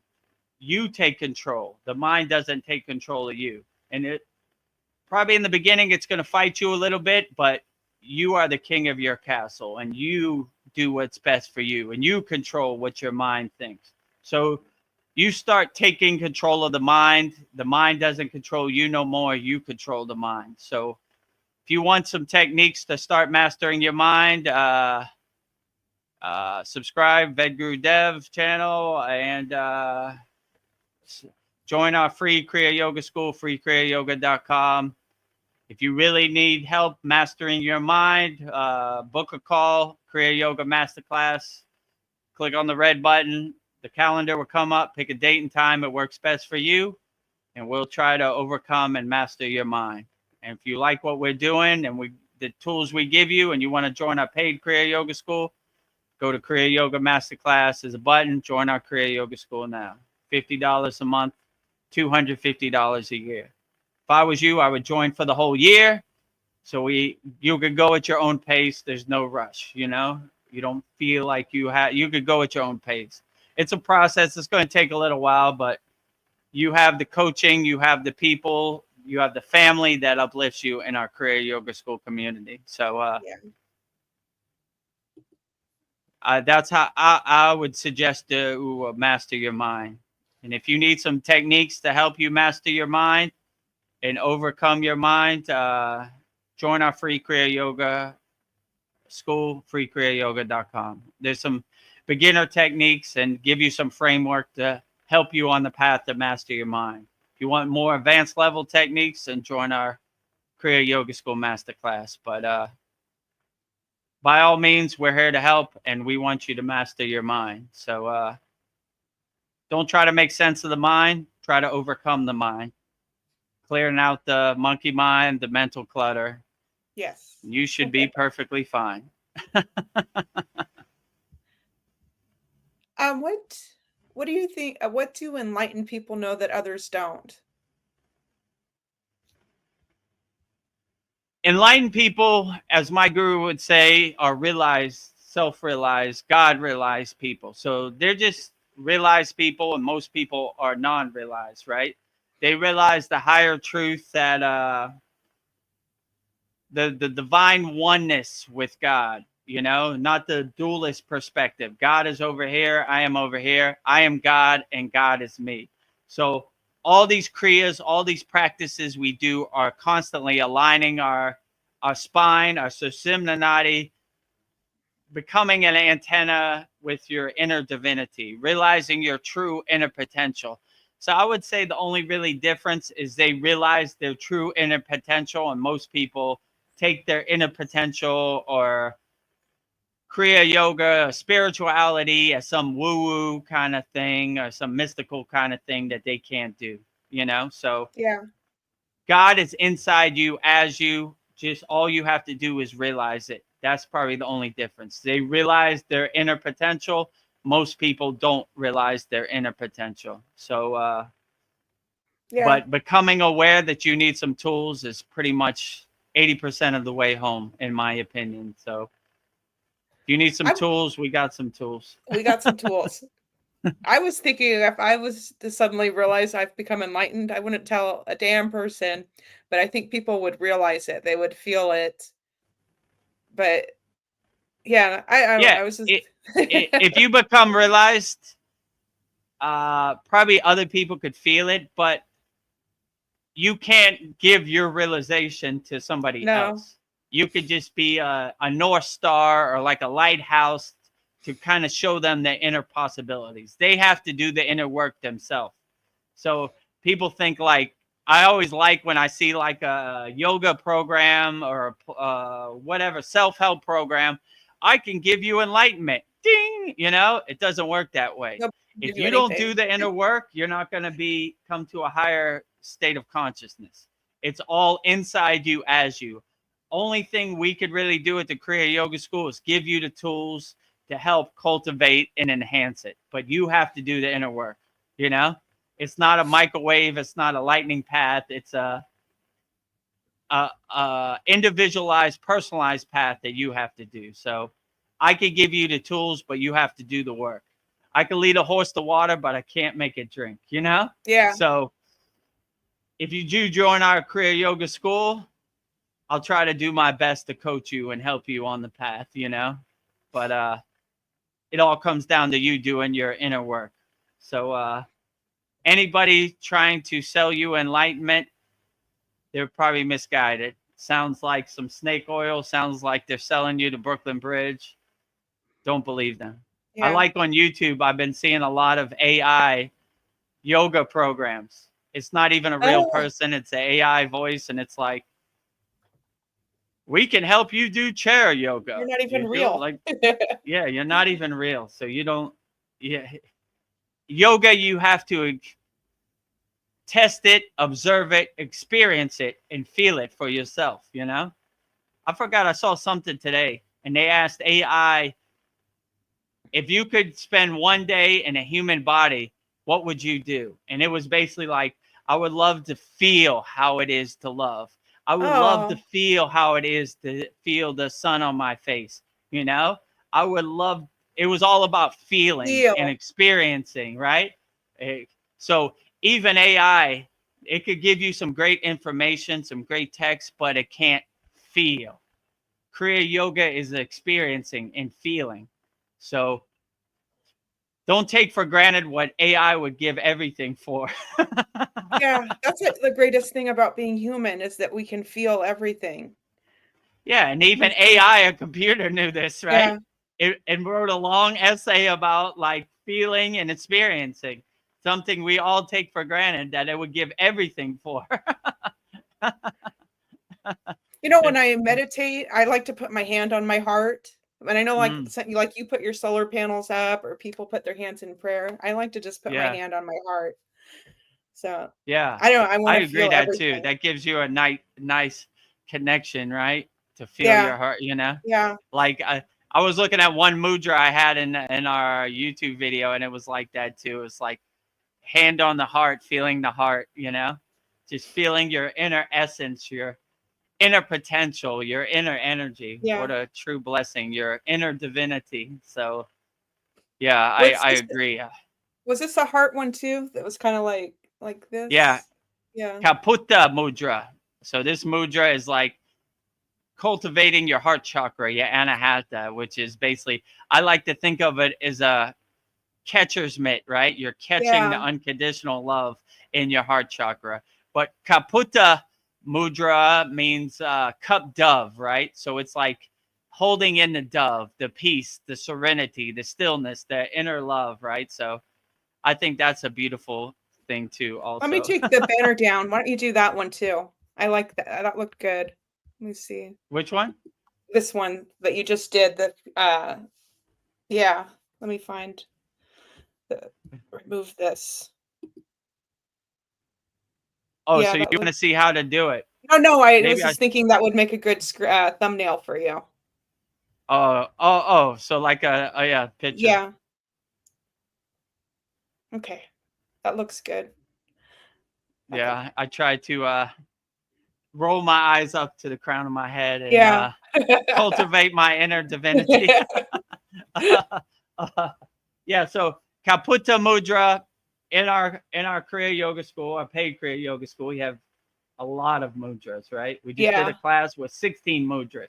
So we're always closing the circuit with sealing in the energy with the mudras. So this is one, it's called Kaputta. I'll try to put it up to the screen. Yeah. So it's like almost like a catcher's mitt. You're trying to cup in the energy and holding that unconditional love in your heart chakra, your anahata. So that's a good one. Yeah. It's called Kaputta Mudra. If you want these events, if you want the Kaputta means like cup dove, right? So you're holding in the dove of peace. You're holding it in your heart chakra. The dove of peace. Yeah, the cup dove. You're cupping the dove in your hands and putting out to your heart chakra. I like to think as like a catcher's mitt. You're catching the unconditional love, you know, which a lot of these mudras are that, you know, prana mudra on your knees, collecting all the prana in the atmosphere, and you know, so all good. Yeah, love it. Do we have more comments? No, but I can give you questions. Oh, okay. Okay, all our comments are finished. Right? Right? Yeah, the last one was Taylor Allen. What should I know about the brain? So Taylor Allen or anybody watching this live stream, don't be shy. Put your questions right in the YouTube chat. We're going to be on here for another 30, 40 minutes, and we'll answer all your questions wholeheartedly. It don't cost nothing. Don't be shy. We're here to help, you know. And if you want to continue the good vibrations, YouTube channel at Vedagurudev, freekriyayogamasterclass.com. That's our free Kriya Yoga School, 100% free. And if you're really going through it, you really are in a pit of despair, or you're really depressed and you really have some trauma and you need help, book a call with me, Vedagurudev, kriyayogamasterclass.com. There'll be a red button, book a call, click it, calendar will come up, time will come up, pick the best time, and you will see me live in person, and we will overcome your problems live in person. Or if you want to get to work right away, go there, kriyayogamasterclass.com, join our Kriya Yoga School, click on it, you know, enter in all your information, and we'll start working today. Planting that tree today, not tomorrow, not in 1 year. Get the help you need today. Jai Babaji. Okay, so a question I have for you is, who are the 18 Siddhas? I get the impression they're like the the OGs of Kriya Yoga. They started it. They're like the teachers. Yeah, so the 18 Siddhas are, Siddha means perfection, right? So they are the perfected one. So they are above self-realized yogis. They are the highest form of self-realized yogis. You know, they still retain their physical form, but they're one step away from becoming pure light beings, right? So they are medicine men, alchemists who have dedicated their whole life to developing Kriya yoga practices to extend their life as long as possible and get the maximum benefits and the maximum effectiveness out of every Kriya or every practice we do. So the reason these Kriyas are so profound because they've been developed over thousands of years. So all thanks to the 18 Siddhas, and there's probably hundreds of Siddhas. We just focus on the 18 Siddhas we know. Most of these Siddhas live in secrecy, so they don't make themselves known. So I'm sure there are a lot more beyond the 18. So respect to those outside of the 18. But the 18s I know of, have been taught about, those are the 18s. I give praise and grace to them and thank them for the excellent job they're doing. So we have a bhajan, a song we sing in our Kriya Yoga School. It's homage to the 18 Siddhas. So we say each Siddha's name, what city they come from, for giving us the blueprint, giving us the breadcrumbs for these beautiful, profound, dynamic Kriya Yoga practices. So thank you to those 18 Siddhas, and all the Siddhas who are outside those 18 Siddhas, thank you to them, because they're doing the greatest job of all. And none of this wouldn't be possible without their hard work and their heavy lifting on the Kriya Yoga path. So they're from all different places scattered around India, same like the Rishis, but Himalayan mountains, Tamil Nadu, Siddhas, they're all great. Wherever you're from, Siddha, you're the best. Yeah. Keep up the good work. I don't know, when you sing that mantra, it really affects me deeply. I just recognize a few names like Dan Ventry, Boganantar, I think Agastya, Patanjali's. Yeah. But I was thinking maybe you could teach us about the rest of the Siddhas if you know them, and we could learn their mantra diksha. Yeah, that's a good idea. So I don't know if I have mantra for all 18 Siddhas, but I probably have at least 10, you know? Okay. Yeah, I feel like I know them. I feel like, I don't know why I get emotional when I hear that, but I feel like I know them somehow. Which one do you get most emotional when you hear? Boganantar. Oh, Boganantar. So in this Saturday's class, I'll give mantra diksha for Boganantar. I love Boganantar too. I was initiated in Katagama in Sri Lanka, where Boganantar initiated Babaji in the Kriya Kundalini Pranayama. So I always have a big space in my heart for Boganantar. So that's a great idea. This Saturday's class, we'll do Boganantar Shakti mantra. Yeah. Because as you know, when I sing that homage to the 18 Siddhas, I emphasize Boganantar. Yeah. I extend it, right? I always pray to Boganantar because that's the one I resonate with. And Bogar means enjoyer. So I always like the fact that he's an enjoyer. Whatever he does, he enjoys it, right? So yeah. Maybe I'll have a good story. I like the flying dog and Boganantar story. That's a good one. You know, they fly away. Let me look at my notes and I'll get a good one ready for Saturday's class. Yeah, so we'll learn Babaji's Shakti mantra. And in our paid school, we have many mantras, you know, for many different deities. So if you want mantra diksha for any deity, we have very, very profound ones in our schools. We have a whole mantra classroom. We bless our food. We protect our energy. We invoke Babaji's presence. We invoke the Siddha's presence. We invoke individual deities. So on and on and on, you know? Yeah, the mantras So are my favorite part. I look forward to the end of the class doing the mantras at the end. So yeah, and at the end yeah. of our class, we really give the opportunity our students to sing their heart out in their mantra japa. And one of our students is Indian yogini, and she Yes. says it with such harmonious vibration and pure bhakti. It's the best. So if you want to hear it, she doesn't usually come on here, but she has, When she special does, it's a occasion, treat. Maha Shiva Rashi, which was our longest class. It was 6 hours.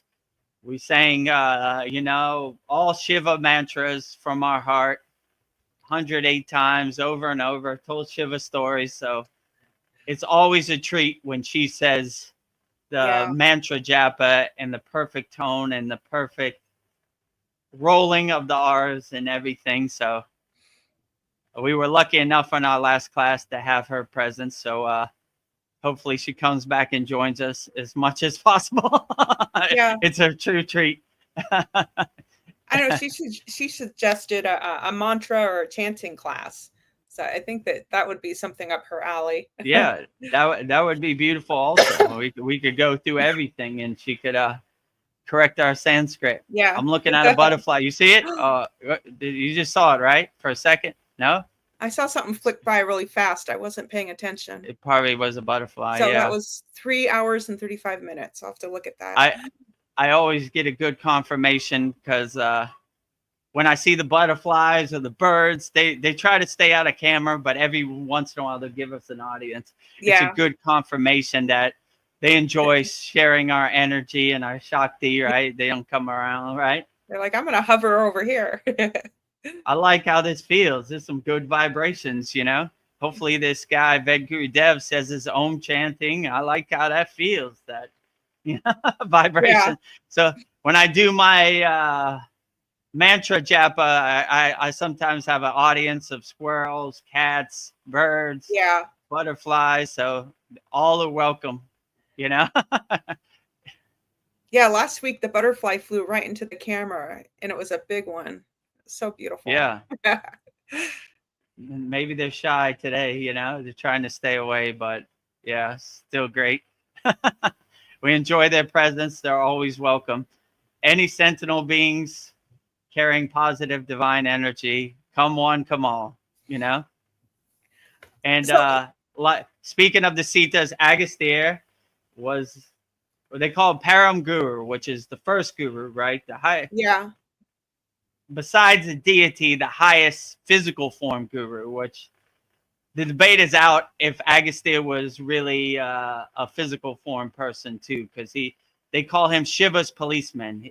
So when Shiva got married to Parvati, then they sent him to Tamil Nadu to tame the demons. So he's a demon slayer. He's a demon eater. So if you have any problems or you're going through something or your consciousness is getting attacked, astral parasites or whatever, you call Agastya, and he loves to eat the demons. So so Agastya, as the story goes, Bhoganantar sent Babaji to meet Agastya, which Agastya was Bhoganantar's guru, So Babaji sat in front of the temple where Agastya was known to visit.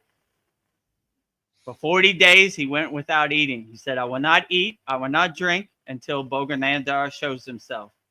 So as the story goes, on his last breath, when he was about to transcend his physical body, Bhoganantar showed up with all his animals. Bhoganantar loved animals. He traveled with a big pack of animals, elephants, tigers, monkeys, all the animals you could think of. Call him the Noah of Kriya Yoga. He traveled with animals. He tried to stay away from people as many possible, but he liked the divine vibration of animals. So Babaji got initiated by Agastya, and he brought all his animals. So nice. I always love that part in the story where he traveled with a pack of animals, right? So he wanted to stay away from the glare of the Maya delusional world. So I don't blame Even when him. he would come to the temple, he would come at 4 a.m. Brahma Mahuta, you know, so no one's around. All right, animals come out. We can Yeah. now praise the glory of God, you know, Lord Shiva himself. But he had the purest transmission of Shakti from Lord Shiva himself, because he was, they say he's the first Rishi, right? So Oh, his teachings were direct from Shiva himself. And Shiva favored him. That's why he was Shiva's policeman. And so if you ask who has the purest, most authentic form of yoga besides Lord Shiva, I would say Agastya. But I'm sure Agastya. the other 6 Rishis have a great connection also. So he didn't send Agastya away from India like the other Rishis. He kept him at home. He needed his policeman work, his detective skills to slay those demons, you know?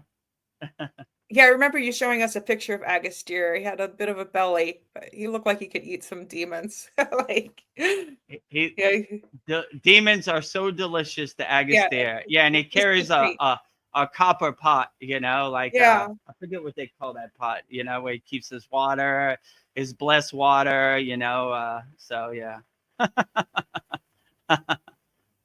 nice. And you taught us the 18 asanas. Is like one each asana for one of the 18 siddhas, or is that just a coincidence? I mean, that might be a coincidence. That's a good question, but yeah, it's more like in the science of sun worship, it's kind of honoring all the practices of Kriya yoga. So I mean, I never really thought about it. That's a good question, actually.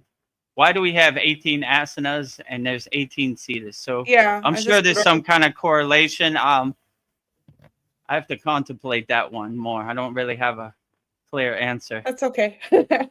But yeah, I'm sure there's probably hundreds or thousands of siddhas out there, and I don't want to do any of them a disservice. They're probably doing great work also, and there's, you know, these are the 18 we say, but I'm sure Yeah, there are more beyond. So, but most siddhas, there's very limited knowledge. The limited things we know about them, they wrote on palm leaves, and it's hard to decipher. And it's short and sweet, and they talk in twilight, mystical, yeah, parable kind of language, similar to Jesus. So, what we know, I like one of the siddhas said, "When I'm gone, look at me as a boat sailing into the sunset, and never say my name again." So they wanted the emphasis to be on the practices, not on yeah. their personal individuality, right? Because they saw that as like an ego play that they didn't want to be in. So I always thought that was beautiful. They were like, say my name as less as possible. I know. I still want to learn about them. Can you recommend any books about the 18 siddhas? Are there any books on them? Yeah, Babaji and the 18 Siddhas. Okay, perfect. I mean, in this Saturday's class, I have a bunch of books, you know. Okay. They have individual books on Bhoganantar, Agastya, and then they have like a collective book, or like the anthology of the Sita knowledge, like as much as their poems in their twilight language as possible, you know. But it's hard to decipher because it was written on palm leaves, you know. Yeah. So after thousands of years, those palm leaves aren't too preserved. So Well, they're trying to piece together, and you yeah. know, they probably had many floods since that time. So there's limited knowledge, but I think that's the way they liked it also, you know? Yeah, direct transmission, person to person. Right. The direct transmission, you know, don't focus on me, focus on the technique, this type of thing. What would you say the benefits of doing your puja is? Puja is a way to give offering. So many people do puja a different way. They clean the deity first, Then they give offerings to the deity, prasadam, a food offering. Obviously, the deity is not going to eat it, but you give it to God first. So God blesses and purifies your food. So, and then you have a puja lamp where you give the light, the jyoti, to the deity, each deity. So like I said early in the satsang, the deity is reflecting back to you. So you see yourself at the reflection of the deity in the light. So it's not a dualist perspective, it's a oneness perspective. Kali is the light, and I am the light, and we merge into the light, and I become Kali through the light, through the Jyoti. So it becomes a mirror. I am Kali, and Kali is me. I am Krishna, and Krishna is me. I am Shiva, and Shiva is me. I am Lakshmi, and Lakshmi is me. I am Ganesh, and Ganesh is me. So like you become the deity. You see yourself as the deity, not as a dualist perspective, but more as a oneness perspective. So you see the deity's reflection inside you as you, reflecting through the light of puja, right? So you light the inner lamp inside you as you, and you become whichever deity you're praying to through the light. So that's the way I like to look at it, as like a oneness kind of reflection, a oneness kind of mirror. Like I would say, I am Shiva, and Shiva is me. I am Lakshmi, and Lakshmi is me. I am Ganesh, and Ganesh is me. So I like to have that perspective. Like, yeah, we're all one. The oneness with each deity, like calling the deity into you as you through the jyoti, through the light, through the deepam, through the lamp, lighting your inner lamp, this symbolization of the outer lamp connecting with the inner lamp and becoming the deity inside you as you, whichever deity or whoever you're praying to. When you're doing that, do you notice that some statues have more divine energy than others? I don't know if you feel something from more from one. Yeah, than they another. all have different energy, which is all beautiful in its own right. So different deities have different aspects. Shiva is more enlightenment, more pure consciousness, more universality, right? Lakshmi is more abundance, wealth, and prosperity. Ganesh is the remover of all obstacles. So they all have that different divine quality, but all equal and all uplifting at the same time. So I wouldn't say more than others. They all put a smile on my face. Yeah. I know, and you have lots of Babaji statues and pictures. Does anything like stand out to you that has more Babaji in it, more of his energy?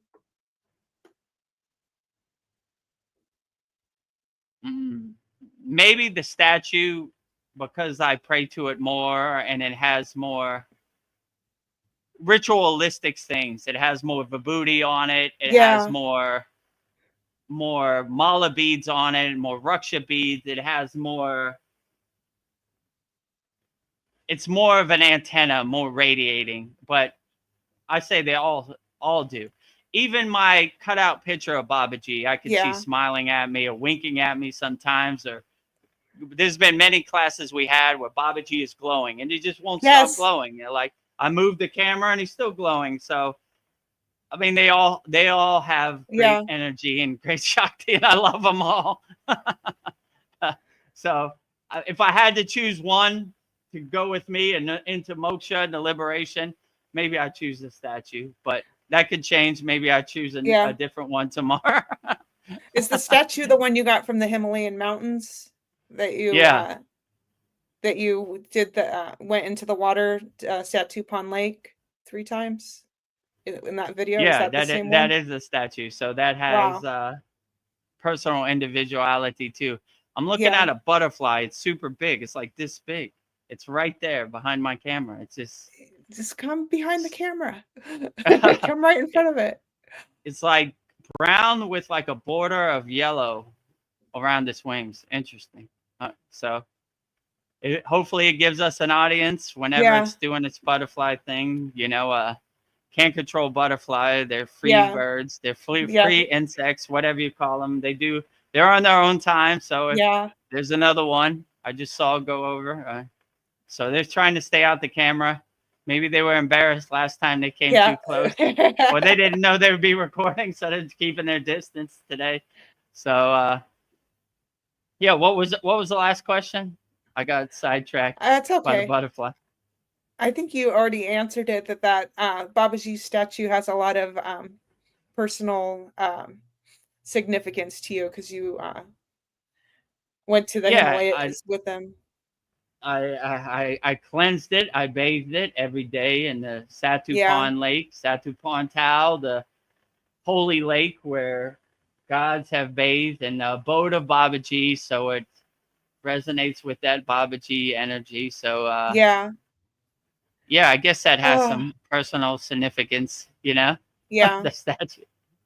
So I remember Vedagurudev, you could only take one with you on the divine flight of moksha. Babaji statue it is. Jai Babaji, How could you make me choose my children? I'll tell you a funny story. So one time I went to Montreal, Canada for like initiation, Kriya yoga practice, Satsang, this type of stuff. And I arrived at the Montreal airport and they pulled me aside and they said, who is this? And they pulled out my Babaji statue. Oh. Is this Jesus? Said, no, that is Babaji. And they were like, who is Babaji? So I tried to explain to them. Then they saw my yoga mat. They saw my meditation cushion. Yeah. They say, what is this for? I say, I meditate. I'm a yogi. You're a yogi. I said, yes, I am. You know how to do asanas? I said, absolutely. And they said, show us. I said, I thought you would never ask. I rolled out my yoga mat, did the plow pose, did the full lotus pose, did whatever I wanted. Yeah, did the wheel pose. And they were like, all right, pack it up. I was like, you want to see more? I'll be here all day. I'll show you as many as you want, I thought you'd never ask, Yeah. All right, yeah, you're a yogi. Then they said, what about this? And the Babaji statue. And I took the Babaji statue and I said, all people in Montreal airport witnessing this, praise the glory of Babaji. Jai Babaji. Everybody. They're like, all right. Get out of here, Yeah, get out of here, you nut. Yeah, they was like, you nut, Babaji. This guy is too much already, right? Oh, you want to know about Babaji? I thought you'd never ask. Yeah. Babaji is the greatest. I'm holding it out of my head. Everybody witness Babaji. He's the greatest Kriya yogi ever, right? The fountainhead. So, yeah. Speaking I thought that was a funny story. We should have Babaji behind your shoulder, the next one.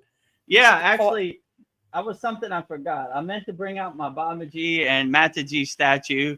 Usually in the previous satsangs, he's always behind me looking over my shoulder. So, yeah, next time we do our next live satsang, remind me. Like, yo, you forgot Babaji. I thought I had everything. I need to make a checklist. Well, this is only our second one. I think we figured out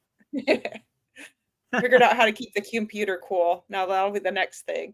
So yeah, there's always another fire to put out somewhere. So next week, Babaji and Mataji. Yeah, give them some fresh air. Let them feel the prana. Fresh air. Yeah, let them feel the prana. Everybody bear witness to Babaji and Mataji live on the satsang. Yeah. Yeah, and another thing, you said that you keep your statues covered in a blanket and then you wake them up with a bell. Is that how you, and then you do the puja? Yeah, so I cover them up. I put them to sleep before I go to bed. I say my nightly puja and my nightly ritual and put all my deities to sleep. So I cover them with like an Om blanket. And there's that butterfly just out of it. It's right there. So, and I cover them up and I put them to sleep and I wake them up in the morning. So I have a bell I ring 3 times, waking them up. Like I'm in the room and let's get to work. And so I wake them up And I do my ritual. Yeah, I'm waking them up. You know, I'm the alarm in the morning. So yeah, I put them to sleep and I wake them up in the morning. So they're covered by like a gold Om cloth. You know, like the Om cloth I wear for the Yagna fire ceremony. Yeah. I have a bigger one, which is the same, and it covers them. I have two. I have one that cover. I have deities on the left and I have deities on the right. So I cover them both up before I go to sleep, which is a beautiful thing. Is that to like protect their energy? So I don't know, or that just puts them to sleep because they need. I mean, it's more ritualistic, you know. I Okay. was taught to put the deities to sleep, but Okay. yeah, your energy is no longer necessary. You could take a break and relax, go to sleep, have a good sleep, something like that. I get, maybe that's a good transition for us to put a blanket on this. We'll go to sleep now. How much time are we at now? 3 hours and 54 minutes. Oh, so it's about that time. Yeah. Okay. Yeah, great. Let's put a blanket over Vedgurudev's live Kriya Yoga Q&A Satsang and put it to sleep for another week, right? Yes. But yeah, this has been a very profound Satsang. Yeah. Thank you for everybody joining. I have a feeling that this is going to be our most watched live stream. I'm just saying, maybe. I saw it jump up to like 20 people at one time. Woo. So new record. Yeah. And thank you for Practice Being joining us. He had some very great insights and some great energy. And I always like to hear other people's perspective, you know. Vedagurudev has too much talking, so it's nice to enjoy other people talking. It's like a breath of fresh air. So thank you, Practice Being, for joining us on our June 18th live stream. And all of our members who are subscribed to Vedagurudev, make sure you subscribe to Practice Being also. We share the love. We spread the love out. So subscribing is 100% free. No skin off your chest. So subscribe, please. We're trying to get over 1,000 so people can donate and super chat and give a coffee. So right there at Vedagurudev, that's the YouTube channel. Subscribe, like, comment, like Sandy said, as much as you can, 100% free. If you're ready to start practicing the supreme science of Kriya Yoga and learn the secrets of Kriya Yoga, 100% free, go to Kriya Yoga. Oh, messed it up. freekriyayoga.com. That's our 100% free Kriya Yoga school. Join our group. We have a very interactive and loving community in our free school. Post numerous videos on the YouTube channel. We post 2 daily motivational, inspiring Kriya Yoga videos. So also subscribe to that so you can be notified whenever we post a video. And yeah, if you need help right now, right away, join. Well, book your call, Vedagurudev Kriya Yoga Masterclass. So there's a red button that says book your call now. Click on that button. Calendar will come up. You pick your date and time, which works best for you. And you will see me live on the camera. And we will try to solve your problems in real time and get you the help you need. That's 100% free.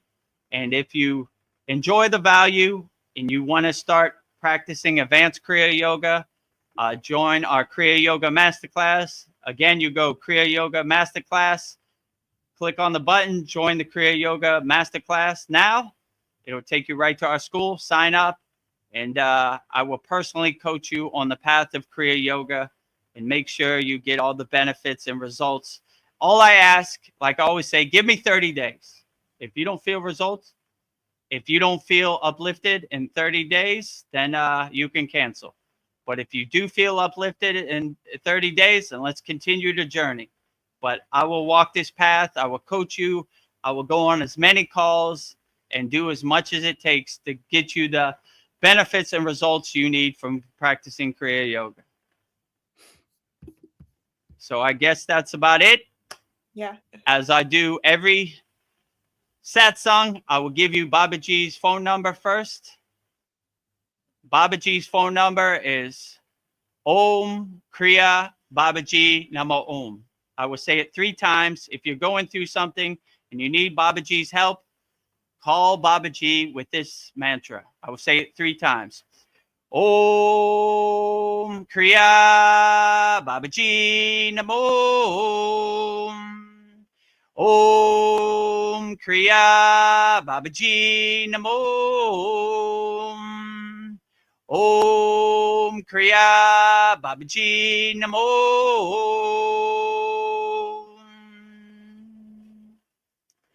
And lastly, I will say the Shanti Universal Peace Mantra, giving peace and love to all people all around the world. Om Shanti, Shanti, Shanti, Shalom, Sat Nam, Sadhu, Tao, Om Spirit, Swami Kami, Amen, Amen, Omen, Selah, Om.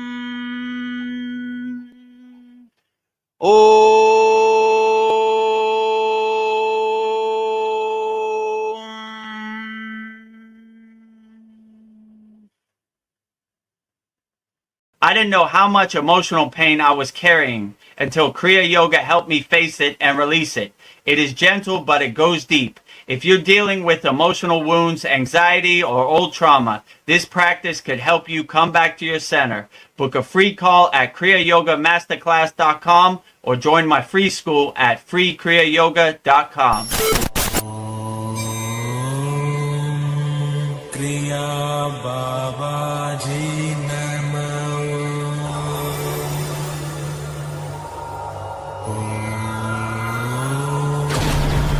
Kriya Babaji Namo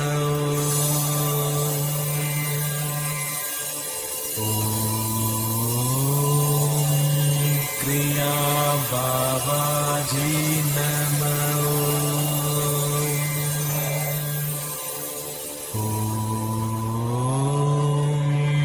Kriya Babaji Namo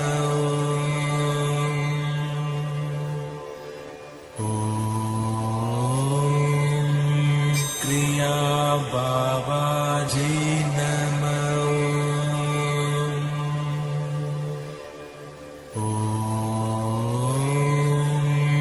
Kriya Babaji Namo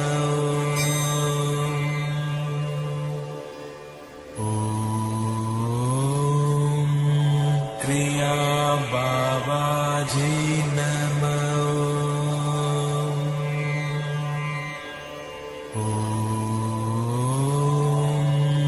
Kriya Babaji Namo